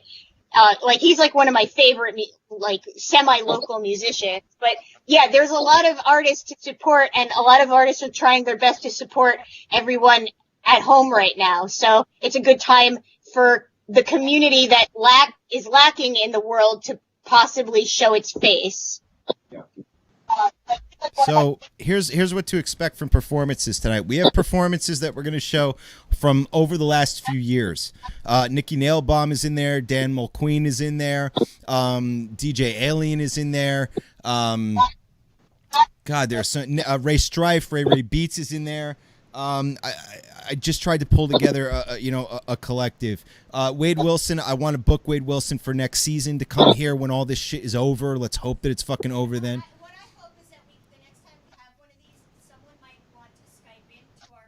Right. Absolutely, man. And that is right. So that would be amazing, actually. So there's going to be a lot of different performers. There's going to be a new Skelly video in there that hasn't been posted or published yet. So definitely check that out. And we're gonna swing back at the end when the videos are over so I can close out the show. But I mean this, man. I absolutely love all of you for tuning in tonight. I absolutely adore this fucking lineup on Awesome Talk right now. And yeah, I'll come back to close out tonight. And please check out all these artists. Turn that fucking volume way up, man. Taylor Allen is in there. I don't. The one person in this video stream that I want to mention is Robus One. The Robus One performance is in there, and Robus One, unfortunately, I loved Robus, man, and he passed away. And dude, I just want to say something about him because, like, I fucking love when I've talked so much about chronic illnesses tonight. I feel like a broken fucking record. I actually talk about more than just that. It's just come up a lot. But when he and I, when you meet, when you're like in a store in a wheelchair and there's another person in a wheelchair, or like there's like, you like immediately notice each other. It's a weird thing. And like when you have an illness and then you meet someone who also has chronic illnesses, like there's immediately all you do is sink into this conversation where you're talking about what you hate about hospitals, what you hate about fucking this and that, and the last time you got this IV and this sucked and blah. Like it's immediate kinship that's really hard to explain because you have like a lifetime of similar experiences to talk about. And when I first met met him, it was just an instant connection where I felt like I had fucking known him for a long time because we had so many similar experiences. I just immediately loved him. I like just felt connected to him like immediately, and it fucking killed me that he's gone. Every time I see that clip of him in the intro for our show that I made, it like kind of kills me a little bit that like I'll never be able to have a conversation with him again. And like, just remember that people with chronic illnesses are everywhere. So when you quarantine yourself, you're helping to save people like us. Is there anybody else on Skype that wants to say anything to close the night out? Because I'm going to have to end the call with you guys before I air the content in order for it to run properly. Love you all. Hey, before we go, hey, Blaze. What up, man? That was it. That was it. All right, man. Thank you. Matt, love you, buddy. And I love Blaze. Anybody else? We good? We're good. Thank y'all. That's it. Love you guys. I miss Pat, man. All right, listen, everybody. Please pay attention to this content. Turn this fucking music way up. It's local and it's all amazing. And I'll come out and close out the night before we shut down officially. Got about an hour of good music coming to you, fucking MTV, old school MTV style. So check it out. And you guys, I'll see you all soon.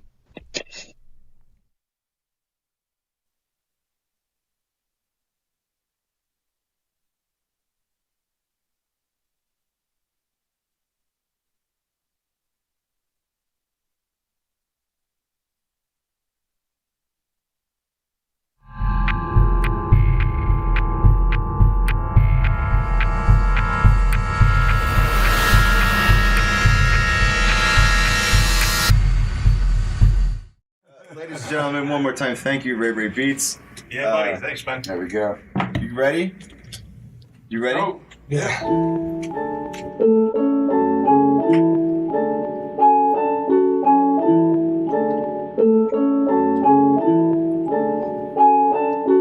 Drugs in the dragoons, the daisies and the daffodils are blooming. Everything is blue, less human, more spiritual like a fear of riding bikes. My girlfriend left me, and that ain't right.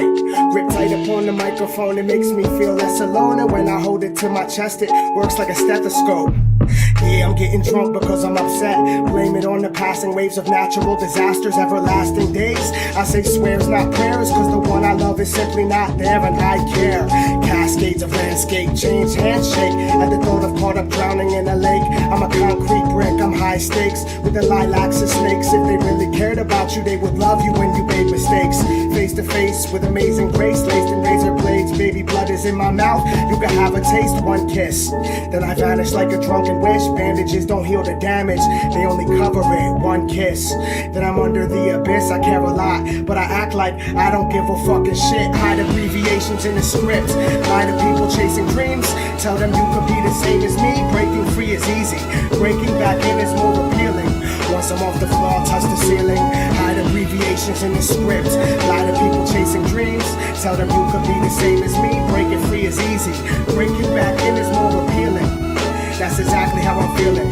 Cold world spiral out of control. Contrasts start from a bath of light to a cavern dark. Battle star vernacular Tabitha's out of character, acting all promiscuous and shitting on commitments. Truth is in the chitlins, Rubik's cube of women. Super glue the truth onto a buoy, send it swimming.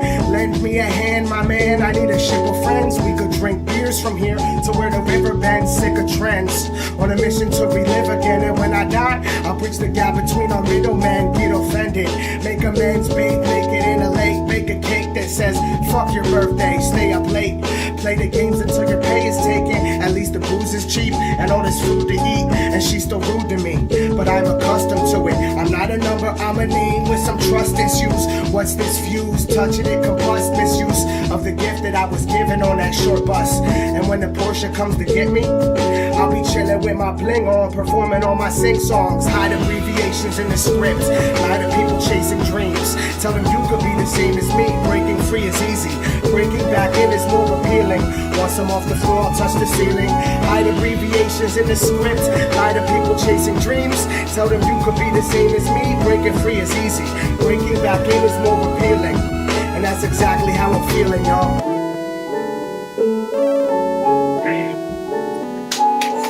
Yeah, buddy. Thanks, guys. Right. Dude, You could just hit pause on that now.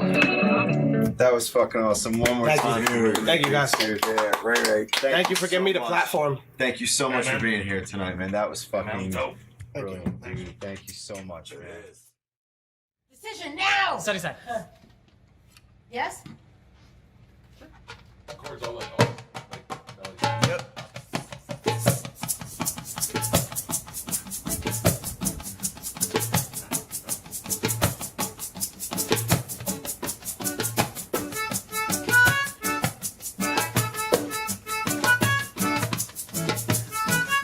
In late stage capitalism,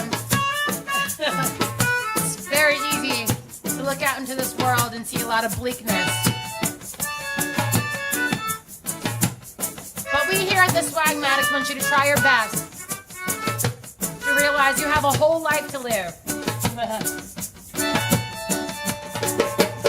Out in the distance, on the horizon, I dreams of a better tomorrow. Or maybe today may be cloudy and gray. Every hour is sorrow. Say it alright. You gotta see the bigger picture. You gotta see the sunny side. Say it alright. Let it ride.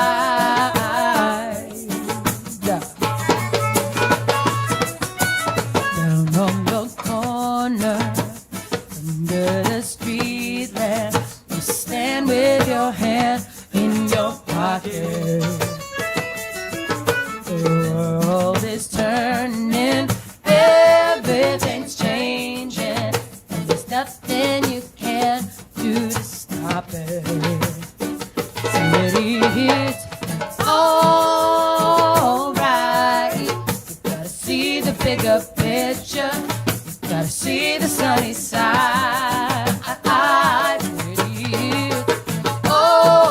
alright. Let it ride. Thank you, friend.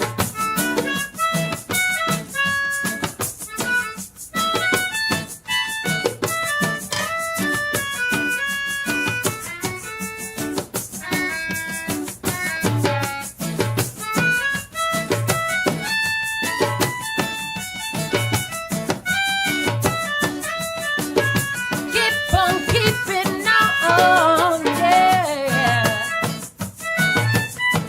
Yeah.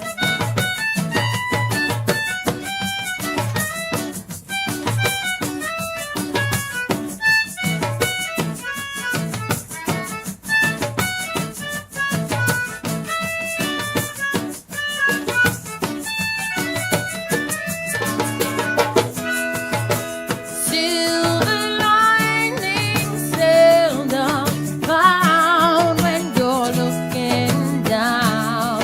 Raise your eyes, realize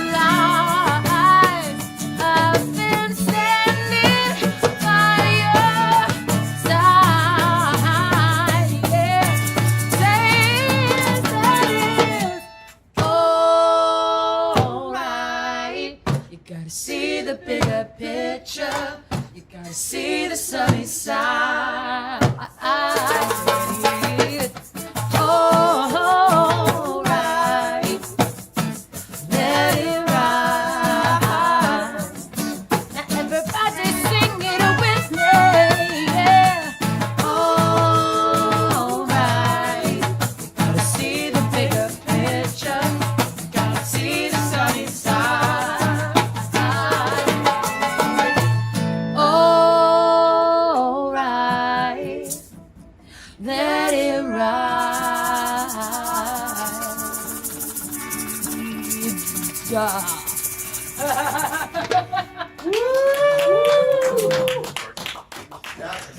fucking amazing. Thank you. Thank you so much, dude. Hi, fans. Can I just say something? My house is so much fucking cooler than your fucking house. Yes, it is, bro. It just is. Truth hurts. Thank you so much, guys, inside now.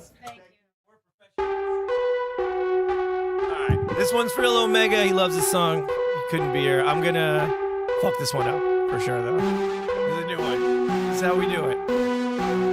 Yeah, I got this. I'm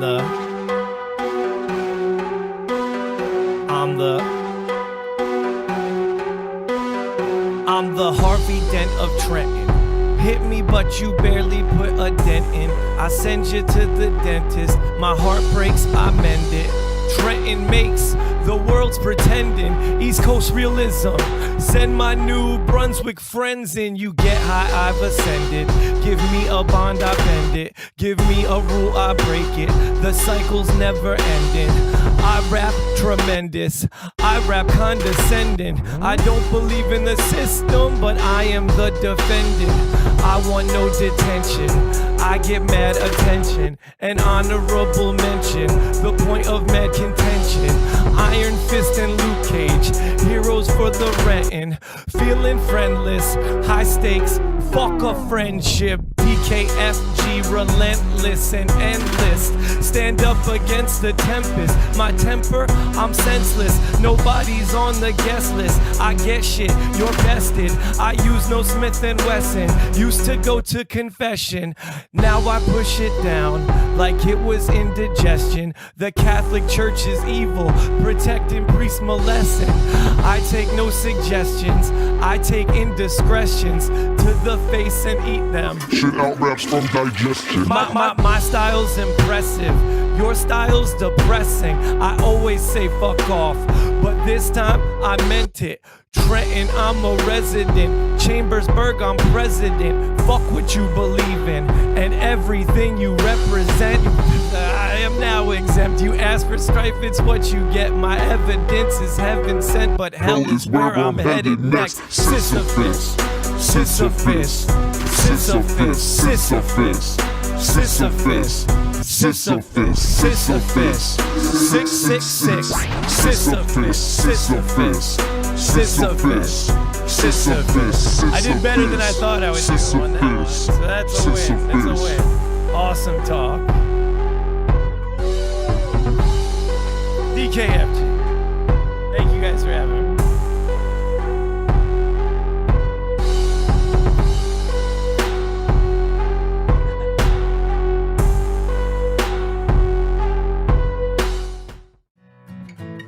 I don't know, but this is it's a good song. It's about day-to-day life in Asbury Park, actually.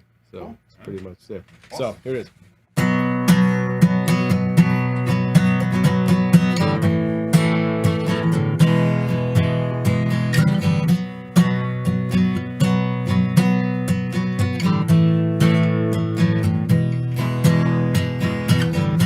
Early morning in the city of ashes, waking up to the morning show, going downstairs to greet the pavement. I gotta walk helicopter Jones, got the coffee and the morning paper. I'm seeing people that I kind of know, street sweeping away the garbage, all in front of the convenience store.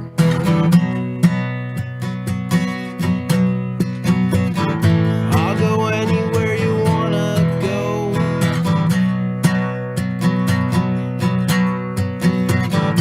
I'll go anywhere you wanna go.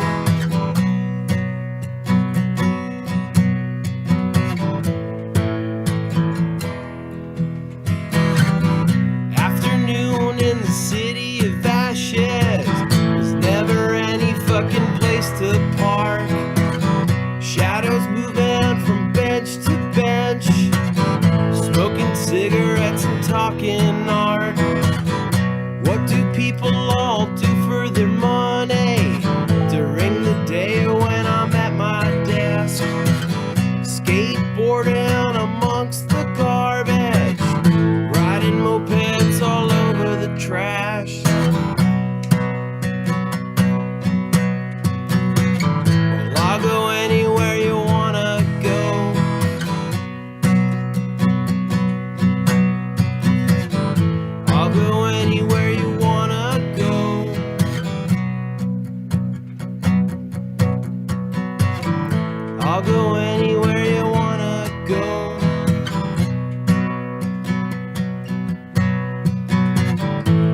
go anywhere you wanna go.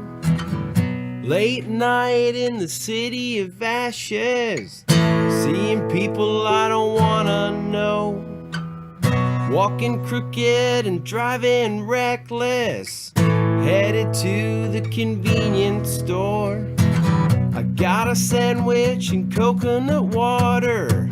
I gotta walk helicopter Jones, spinning ceilings above the mattress, drifting off to the danger zone.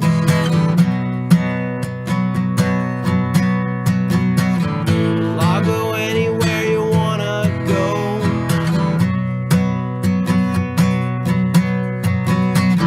And I'll go anywhere you wanna go.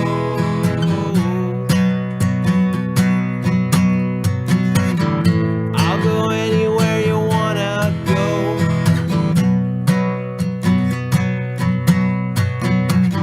And I'll go anywhere you wanna go. That's it. Awesome, dude. Kick-ass, Thank you. man. Dude, thank you so much for being here tonight, man. This has been really. Here we go. Yeah, check it.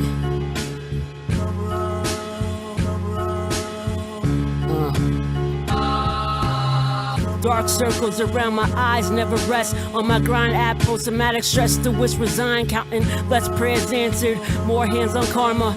Caught up in my crosshairs, comb through the crowd, watching you phonies fall like dandruff. Pumped at your water in holes, yeah. Miss me with that there. Playing porn and fire the leader note. I ditch rule, solitaire, solid, smooth, silently start a cult. Married to my darkness, cause a spark and then elope. Postcards, BS is murder I wrote. Work out the kinks and go ham, hokey on some dead-eyed apple white, volatile refugee, settle score, rebranding, expanding the allure. Crowd watching you questions, answers, some mysteries, pumped at your water. Some direct, some abstract, some braggadocious, some inspirational talking, hella toe tags. A nice guy, but don't get it twisted. Finger break, snap, pre-medi, rampage, going ballistic.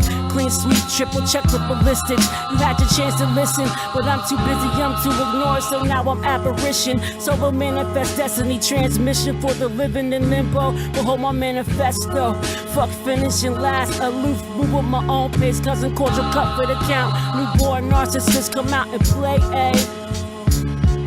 Yeah, anybody can get it and will. Scrap nibblers in the rate of pain and torment. Trapped in jagged little pills, get wrapped in glassing. Imprinted bold words, random but important. The urgency gets real smoke. Backwards precipitation pours over nostalgia. Eyes dilated by the irony. It's funny how lack of gratitude changes situations. Fuck it back to me now, winging it. Negative approach, yet so cleansing it. Finish from the ash, set fire to any reminisce. Burning sun, burning light symphony. Dodge the firing squad in the death sentence. So bittersweet. Had dreams of dreaming a new life to support. But she cheated to try to frame me and blame me. Mission abort. Man, your battle stations. More than another lost. Bad shit crazy. Super Saiyan, my pre-distraught emotional state. Relapse on 3 baths. Continue to proceed and coming to. Go gadget slip knot, locked over a cloud, back down, not slip, snuck to the neck, eyes fixed on a non-existent ground, deep breath, faint voice, resolute and jump, faint voice whispers, is this what you want? Nah, change your heart, clapboard, cut it, render big plans, just too high, and OT Genesis now, although the shot clock keeps us in the nice tablet up, cold air sets in, toss my last fuck to the wayside, Brooklyn and Kapowski, forecast was no longer in Bayside, but death brings new beginnings. You hit the thing 6 times and it's bellwether thought vessel. You see the money sign horizontal with the word drop is heating his cold. But I'm raking the chips. Pronto bitch wanna battle, I flip the John Blick with an extended clip. Quick on the draw from the hip. Bob Ross in a trench, auto war paint smeared, you know can print, you cannot contend, rated on a scale of 1 to 10, I am all the numbers combined, plus 666.666 is the end, flip it backwards, 666 infinite, top 10 tier of rappers point up to the one that's me, burning it all down to ash and debris. Smoke signals soar, catch wind of the bastardly breeze. Fade to black, back to dust, original. Hand solo, southpaw, go against the grain without y'all. So give me one mic, 2 L's and a cool J. I put out a Def Jam to rock the bells and get it poppin' for a penny pinch and profit. The boy is bad, yeah. Randy Watson, I'll shine when you locks it in. When notorious big puns and Tupac theatrics on the bin. Grand scheme, this is method acting. Alright, yeah. Coming to America. That's it.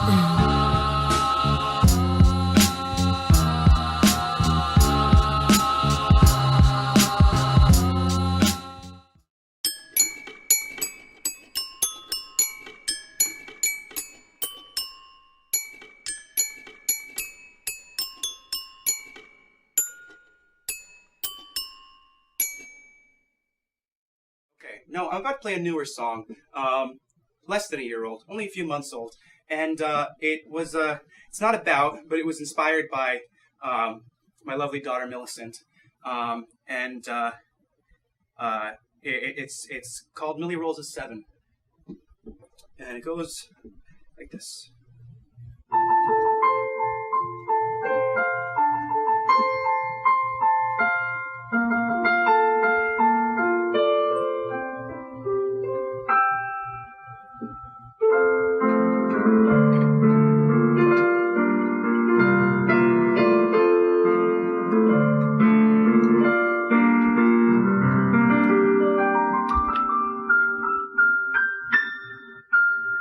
Pink lemonade on autumn bomber coats, Peter Pan collars, but my daughter's growing up. She's gonna be a lot like me, but I don't wanna be at all like me. Yellow buzz cuts, pulling out stingers. You're telling me I'm holding up 11 fingers, and stranger things than death can happen to lab rat girls and pretty white rabbits. But everybody knows that, nobody knows that. Everybody's in on everybody's business. And this isn't my first Christmas. I know mistletoe when I see it. Baby, could you play along with me? Baby, would that be alright with you? And when we find out what's wrong with me, could you tell me how I'm right for you? Baby, could you play along with me?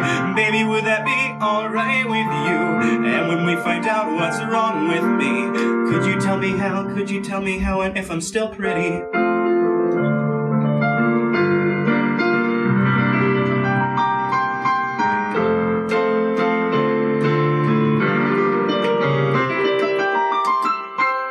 Cigarette and birds, laugh lines, wide dimples. If they could see the future back when times were simple, would they kiss your cheek and yank the bandage off, let you speak?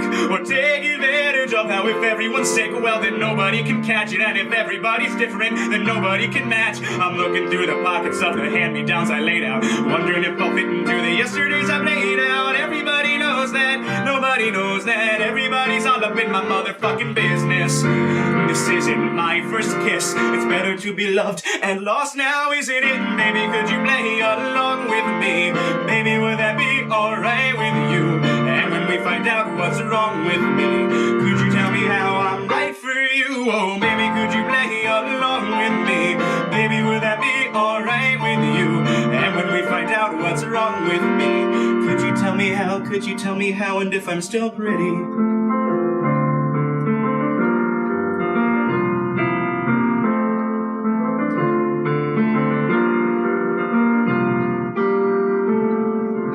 Walking bikes home with a scraped knee, sunset smudged across your brow. Warmer tears than you've grown used to since then. A toast to the nosebleed seats and the big dream sequence where you're found. Guilty of your innocence and gently sent right back to bed. Everybody knows that, nobody knows that. Everybody's in on your goddamn business. This isn't my first anything. This isn't my first anything. Everybody knows that, nobody knows that. Everybody's in on everybody's business. This isn't my first lyric.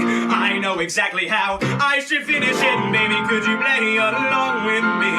Baby, would that be alright with you? And when we find out what's wrong with me, could you tell me how I'm right for you? Baby, could you play along with me? Baby, would that be alright with you? And when we find out what's wrong with me, could you tell me how? Could you tell me how? Could you tell me, baby, would that play along with me? Baby, would that be alright with you? And when we find out what's wrong with me, oh, could you tell me how I'm right for you? Whoa, baby, could you play along with me? Baby, would that be alright with you? And when we find out what's wrong with me, oh, could you tell me how? Could you tell me how? Could you tell me how?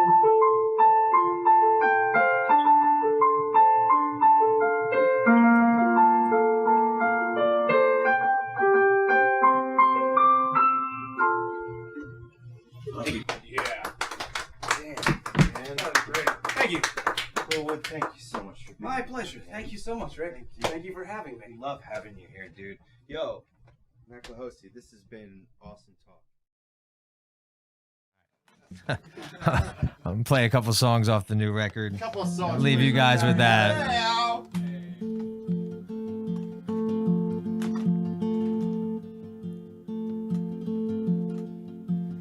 Oh, how strange. Feels just like yesterday, when the world hung on a string and we did not participate.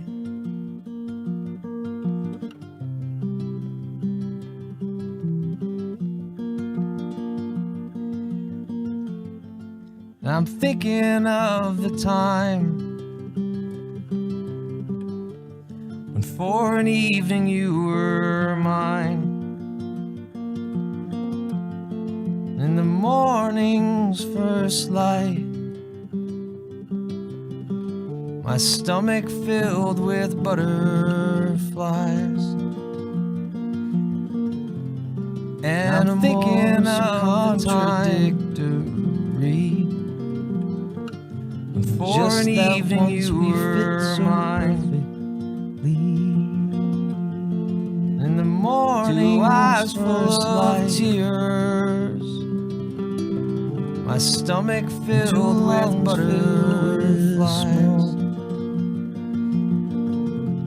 And I'm thinking of victory, just an evening I have to choke on the rest of our lives. For the rest of our lives.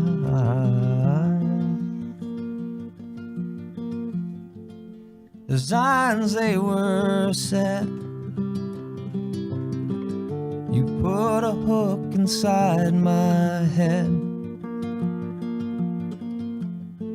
What we're hopeless to forget are the things we never said.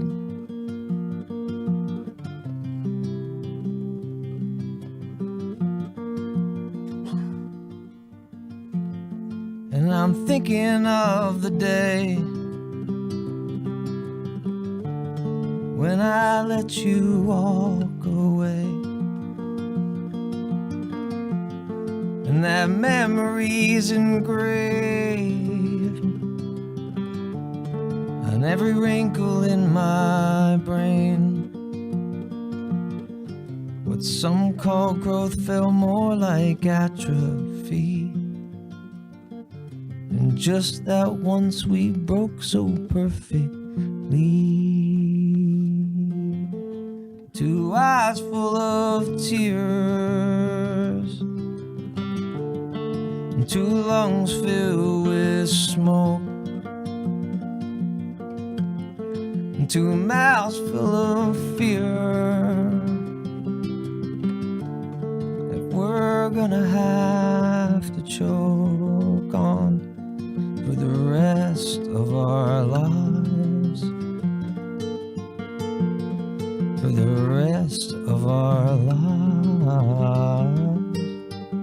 rest of our miserable lives,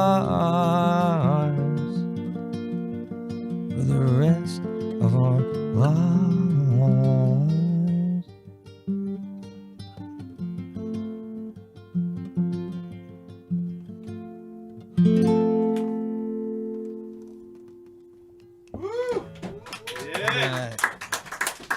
Thank you guys. One more for me, and then it's bedtime.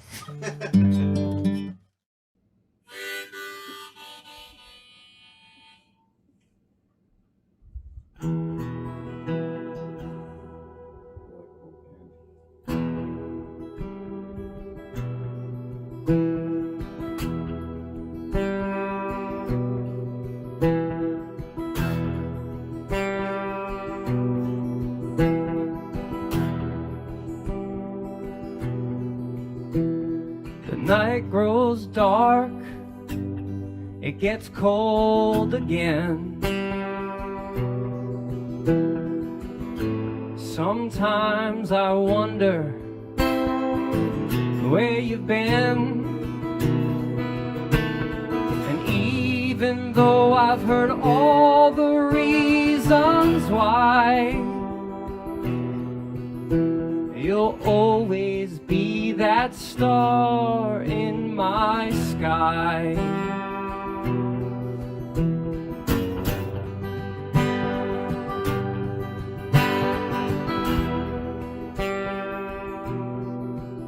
If these walls could talk, they try to forget the time they've spent hearing me lament.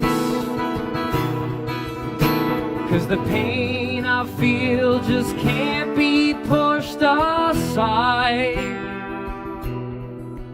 'Cause you'll always be that star in my sky.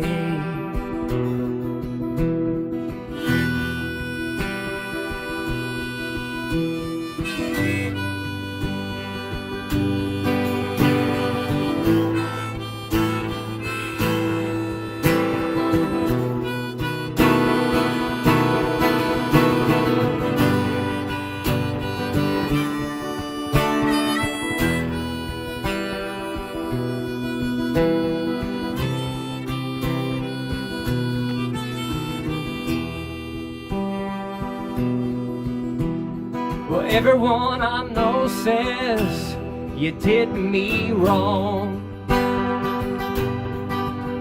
Well, I never thought I'd have to sing this song. 'Cause we promised our love until the day we die. So you'll always be that star in my sky. But I'll stand alone, I'll look up above. I can only imagine what you're dreaming of. What did you really mean when you said we could try? Was that your gentle way to pass me by? 'Cause it feels just like a dream flowing through my mind. The spaces in between, connected by a line. When I look for you, it seems like I was never left behind. 'Cause in the corner of my eye, you'll always be that star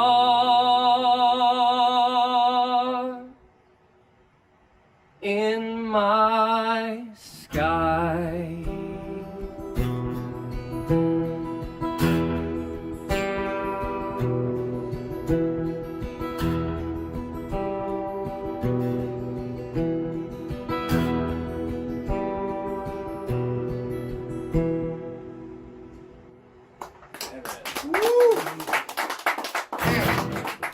Strong finish. Thanks. Damn. Awesome talk. Thank you so much, Keith. 7, episode 11. Season 11, episode 7. Season 11, episode 7. It's 7-11. Thank y'all. It's been a blast. Ready when you're ready. Big up to Awesome Talk, though, huh? Ready when you're ready. I'm ready when I'm ready. Whenever you want to drop that. Yeah. Like, whenever you want it, you might get it. Don't swan it, you're the next. It's the epic, don't sweat it. Don't forget the kinetic energy flexing. Check how we do it in Belmar from Trenton. I took 95 to the east, the direction. Not to mention everything was flexing. The rain started falling, the beat started calling, and Rob said, you better do that shit that making people just bob head and rock with it, non-stop dropping. Everything is cool, yeah. Don't you assume an assumption, cause I have to switch the function in your face. Come to a mason and leave the whole trail blazing. Everything is cool, we had a discussion about the nation and all the fucking type of shit that's mad and crazed in the installation and the flayed education and the financial institution, the shit they're producing and the way that they're moving. Keep it cool when I'm cruising. Yeah, my man Matt Rockasset is producing the whole ill material. Yeah, in the morning with the cereal, I bring it back together with material you never heard of. I bring it from the outer galaxies, off of my noggin, yeah. Make a little salary, but it's never enough because the stuff costs too much in this life we live. So what's up? Yeah, straight off the noggin, off the top. That's how we do it with my man Rob when we rock. So yo, I'm about to give a little flex as he takes a little breath and go on to the next. And like back to the dirt, I return, let it burn again. Turn clock back to the boom bap and make them learn. That's how we burn when we rock it in the set. Live and kinetic with edge energy, we flex so they have something to spit with it. We'll spit shit till they split and they spit liquid. Form-fitted lyrical clothes, beats and artistry, not just an addition. It's a part of me. Rock to the rhythm I'm living, I put my heart in it. I'm just a sub in the game, I didn't start in it, but I'ma make a run now. Some way and somehow. 5 consonants, 1 vowel, spin the wheel. I'm so tired of spinning wheels. I don't like division, but I'ma say how I feel. Truth over fiction, regardless of truth's friction. The gaps need bridging like when there's a tooth missing. Who few will listen to such as I backslidden in these days when more and more less of a F's given. Text written, sorted, distorted, a small fortune worth none to some, to others a small fortune. This is a mic check, check that gut. How does it feel? Have you had enough? Awesome talk season just starting to get warmed up. Yup, like this. It's a mic check, check that gut. How does it feel? Have you had enough? Awesome talk is just starting to get warmed up. Yup. Peace. Respect. Thanks, y'all. Hey. Peace, Rick. Thank you, man. God, you guys Rob, put out man. a fucking album. It's mad fun, yeah. I'm so happy to have you guys. A fucking awesome talk is fucking awesome. I'm having a great time. It's been a rough couple of years. Craving all your innocence, how one could live for days like this. Well, I've been memorizing patterns, compromising my existence, living just to stay distracted, to survive our reenactment. Scenes to be recalled, pretend to be an individual, outwardly effortless. I'm well versed in your politics, but I cannot go on like this. I cannot go on in bliss through history. We left our mark.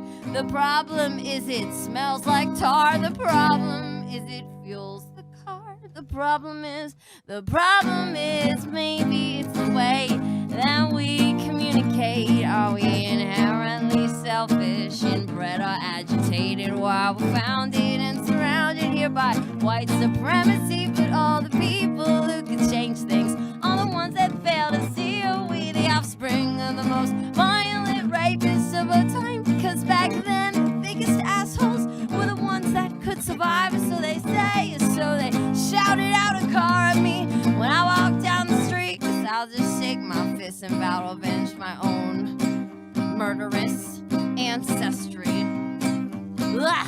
Solutions are evasive to this lackadaisical equation. Some become complacent, clean the cobwebs from show you mine if you show me yours. Just show me yours. Show me buying into superstition, appropriate misinformation. Fate now is our only fate left, so let's get annihilated. Hear the music, time to face it. Did we choose this? Can we change it? Did you walk 2 fucking moons, bitch? Cause we're all doomed if you didn't. Maybe it's the way that we communicate. Are we inherently selfish, inbred, or agitated while we're founded and surrounded here by white supremacy? But all the people who could change things are the ones that fail to see. Are we the offspring of the most violent rapists over time? Because back then the biggest assholes were the ones that could survive. So they say, so they wrote it in a book. But hey, who wrote that book, by the way?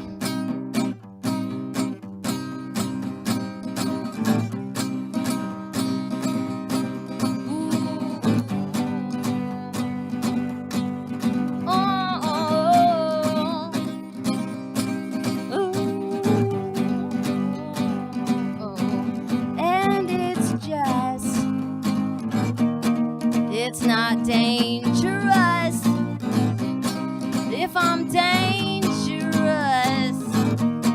It's not dangerous if I'm dangerous. It's not dangerous if I'm dangerous.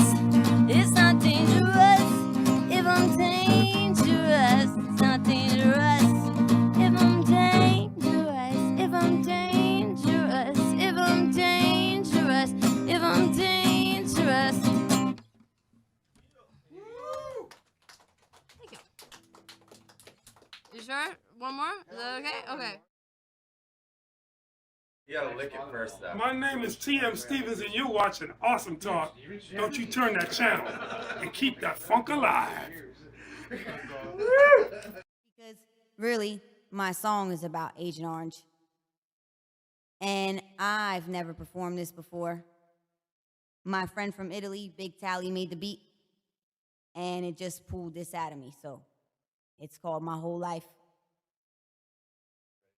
Whenever the man with the plan over there is ready. Big Tally on the beat. Killer cows. Everybody got their own story. And this is mine.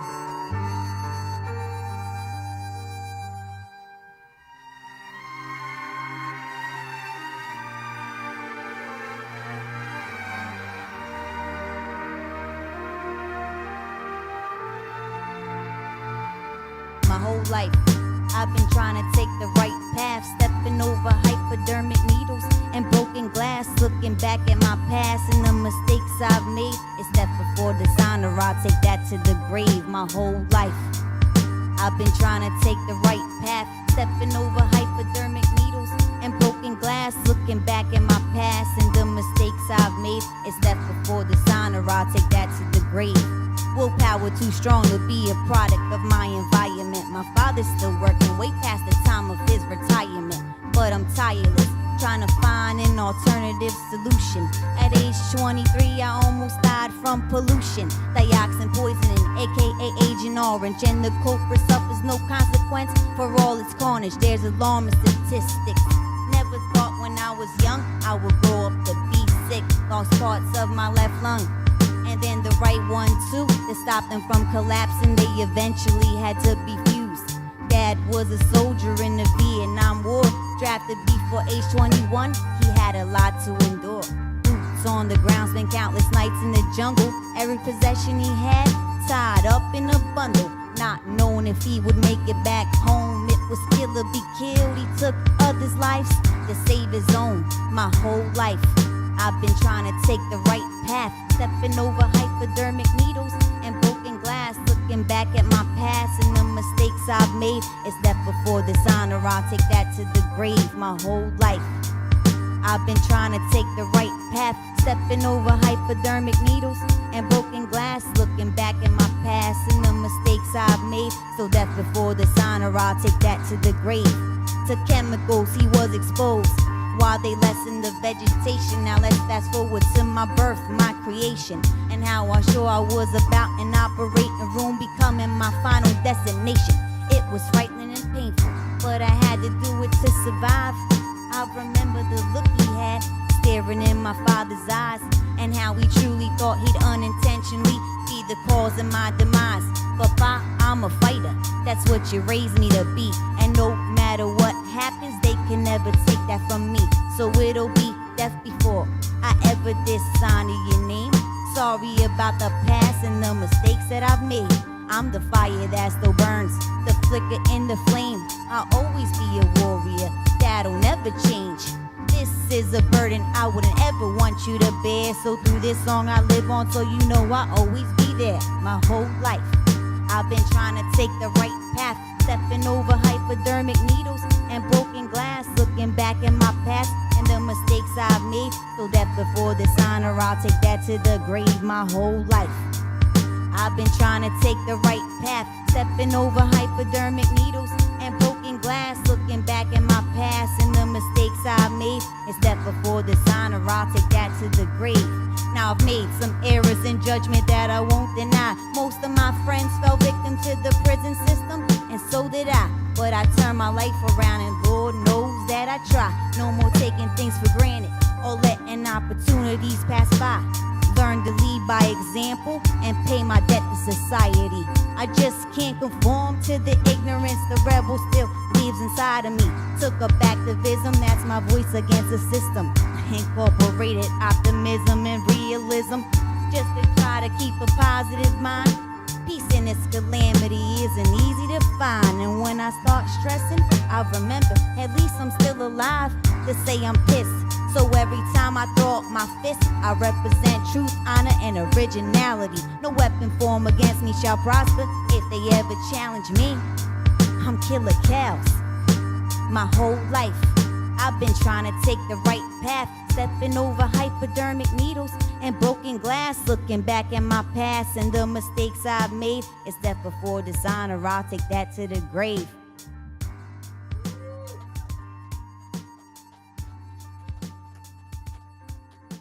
You're very welcome. Awesome. You're very welcome. Thank you. Agent Orange Awareness. Google that. This song is unreleased. This is a brand new song off of regularly scheduled programming titled Bluntville. And that's it. It has not been released anywhere. This is the premiere. Watch this demonstration. I made the beat for this one. This is one of my self-produced tracks. I performed this one time before at the Mill Hill Basement. So technically it's been seen, but by very few eyes. This is the world premiere. Check it out. Chain smoking Bluntvilles, contemplating what's real. I've been racing uphill, trying to make a fucking meal. Hungry man, what's the deal? Your belt buckle getting stuck. Only time you tuck the steel, yup, it's real. Gibby get the legend back to run the field.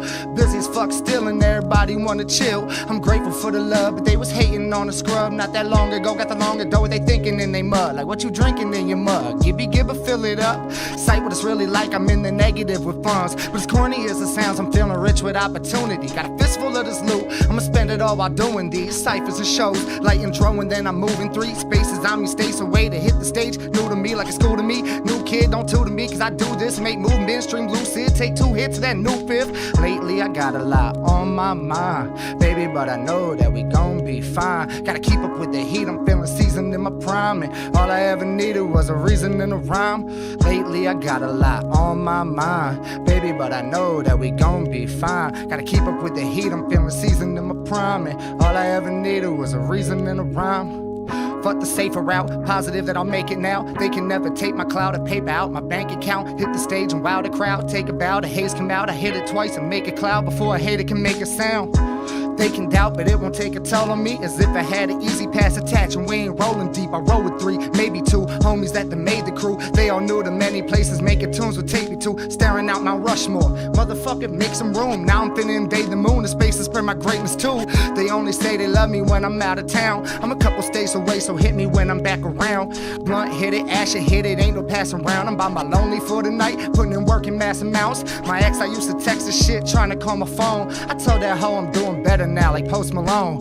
Lately I got a lot on my mind, baby, but I know that we gon' be fine. Gotta keep up with the heat, I'm feeling seasoned in my prime, and all I ever needed was a reason and a rhyme. Lately I got a lot on my mind, baby, but I know that we gon' be fine. Gotta keep up with the heat, I'm feeling seasoned in my prime, and all I ever needed was a reason and a rhyme. Now, that is Bluntville. Off of the upcoming album, regularly scheduled programming, coming this motherfucking winter. You got the exclusive here on Awesome Talk, the best podcast on the East Coast. I'm claiming that now. Thank you, I appreciate y'all. One more, let's do it. This is called The Perfect Life. Yeah. Which doesn't really fucking exist.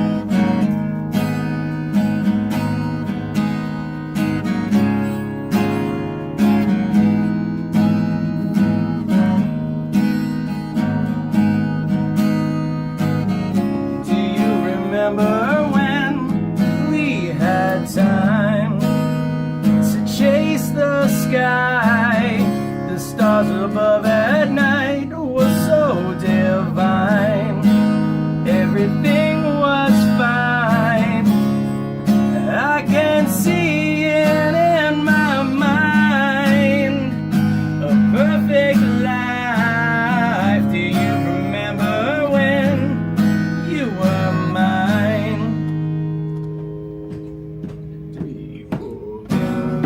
If I leave you here, will you celebrate? And if I breathe you in, will you suffocate? 'Cause deeper down inside, you will find that if I breathe you in, you will suffocate.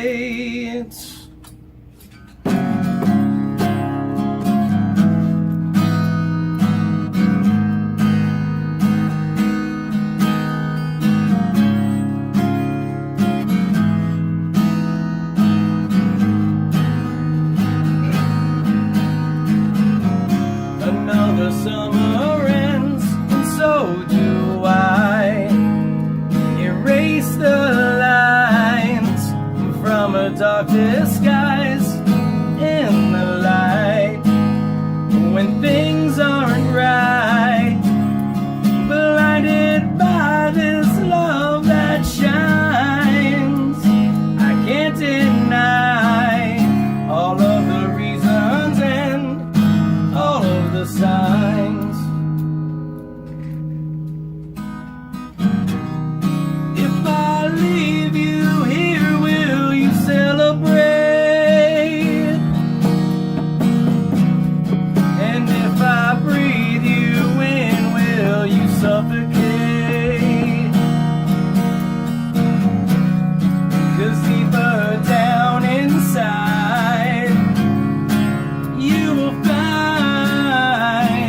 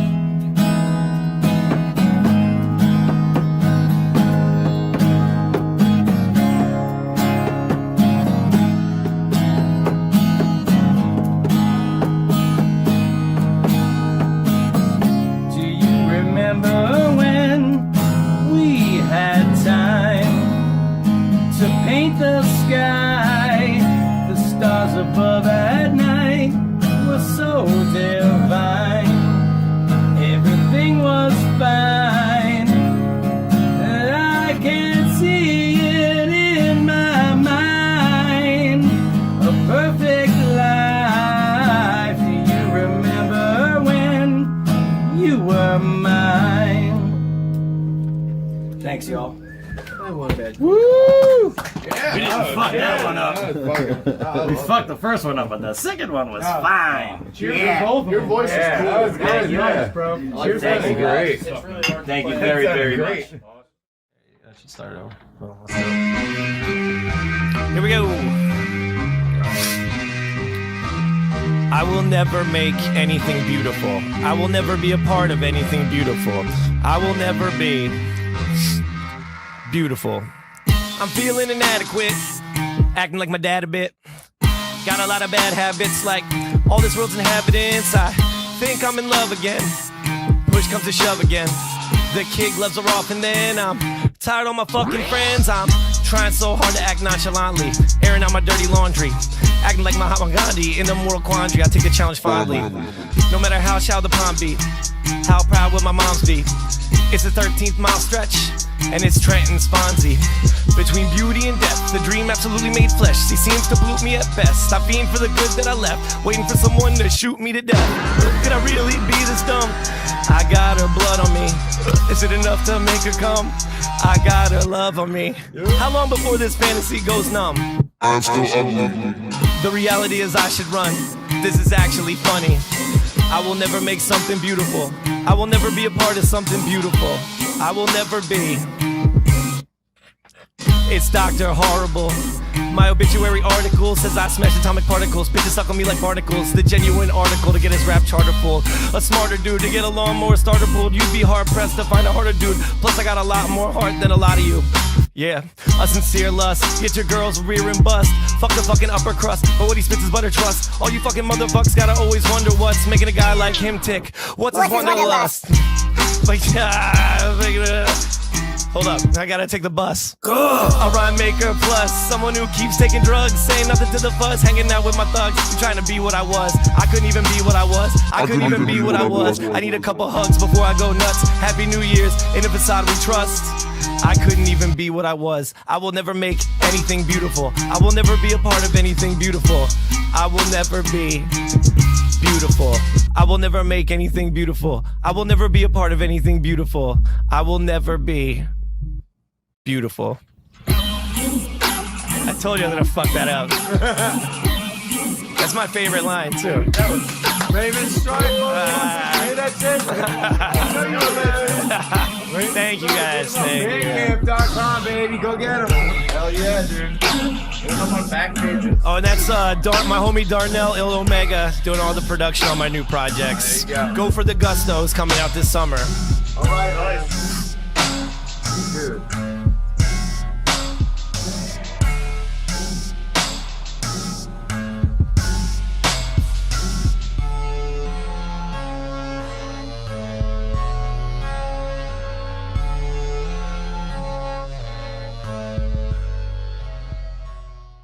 So this first new one is called Head Down.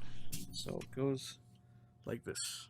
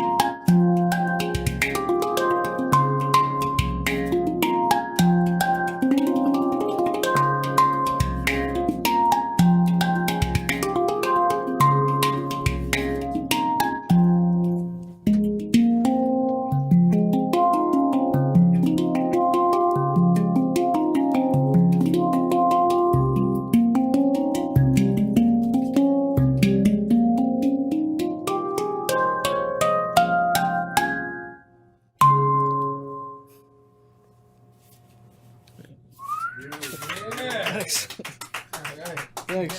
Thanks. Damn.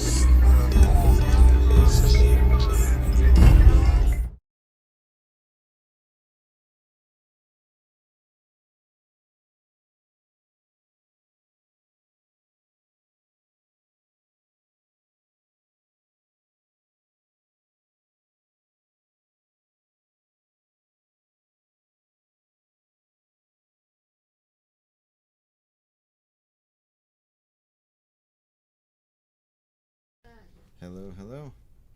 All right. So, yeah, I just want to say thank you to everybody for watching tonight. I think this was surprisingly one of the best shows A good test run. we've ever done, and a good test run indeed. This is Frank. He's trying to test run away. Run away, Frank. Run away. Yeah, Frank. Come You're here. not allowed on the bar, but we're going to make an exception. But anyway, I want to say thank you everybody for watching tonight. We're planning on doing a bunch more of these. Yes, Pat couldn't be with us tonight because he hurt his back. Right. But we're going to do more of these during this whole shebang. Yeah, I think which that's is going to important. last a lot longer than people want to admit. So let's just start getting used to our new reality here. Yeah. And I want to thank our sponsor, nevermore-designs.com. I want to thank everybody in the chat who watched tonight, made comments, shared the show, watched the performances, and all that other stuff. And yeah, please go back and rewatch whatever you missed, and check out the pages of the artists that we had music videos for, and a lot of them are live streaming stuff at night. There's a lot of the artists that are sharing their music during the evenings and streaming stuff, so that way people could be entertained and not feel so shitty and alone right now. It's stuff that everybody needs, so support them, and we will all support each other. We will start streaming more of these chats, and we're happy that you guys joined us for our test run here. Yeah, it was an unbelievable success tonight with everybody watching. Unbelievable success. So thank you so much. Did you want to say more? No? I made a great vegan stew tonight. Yeah, it was pretty dope. It is pretty dope. So this is, I guess, Awesome Talk Quarantine Episode 1. So as we move forward, you'll probably get a lot cooler graphics and whatnot. But yeah, thank you all for watching. And we'll see you sometime in the near future, probably way before the Tuesday after next. So we'll make a post to let you know some sort of schedule or something, so that way you can keep updated, and we will keep producing new music videos from past shows that you have not seen yet, and try and keep you guys occupied in the head. yeah, all right. So again, thank you all so much for watching. Hit subscribe and all that stuff, and we really appreciate it. And thank you. We love you. All right, later.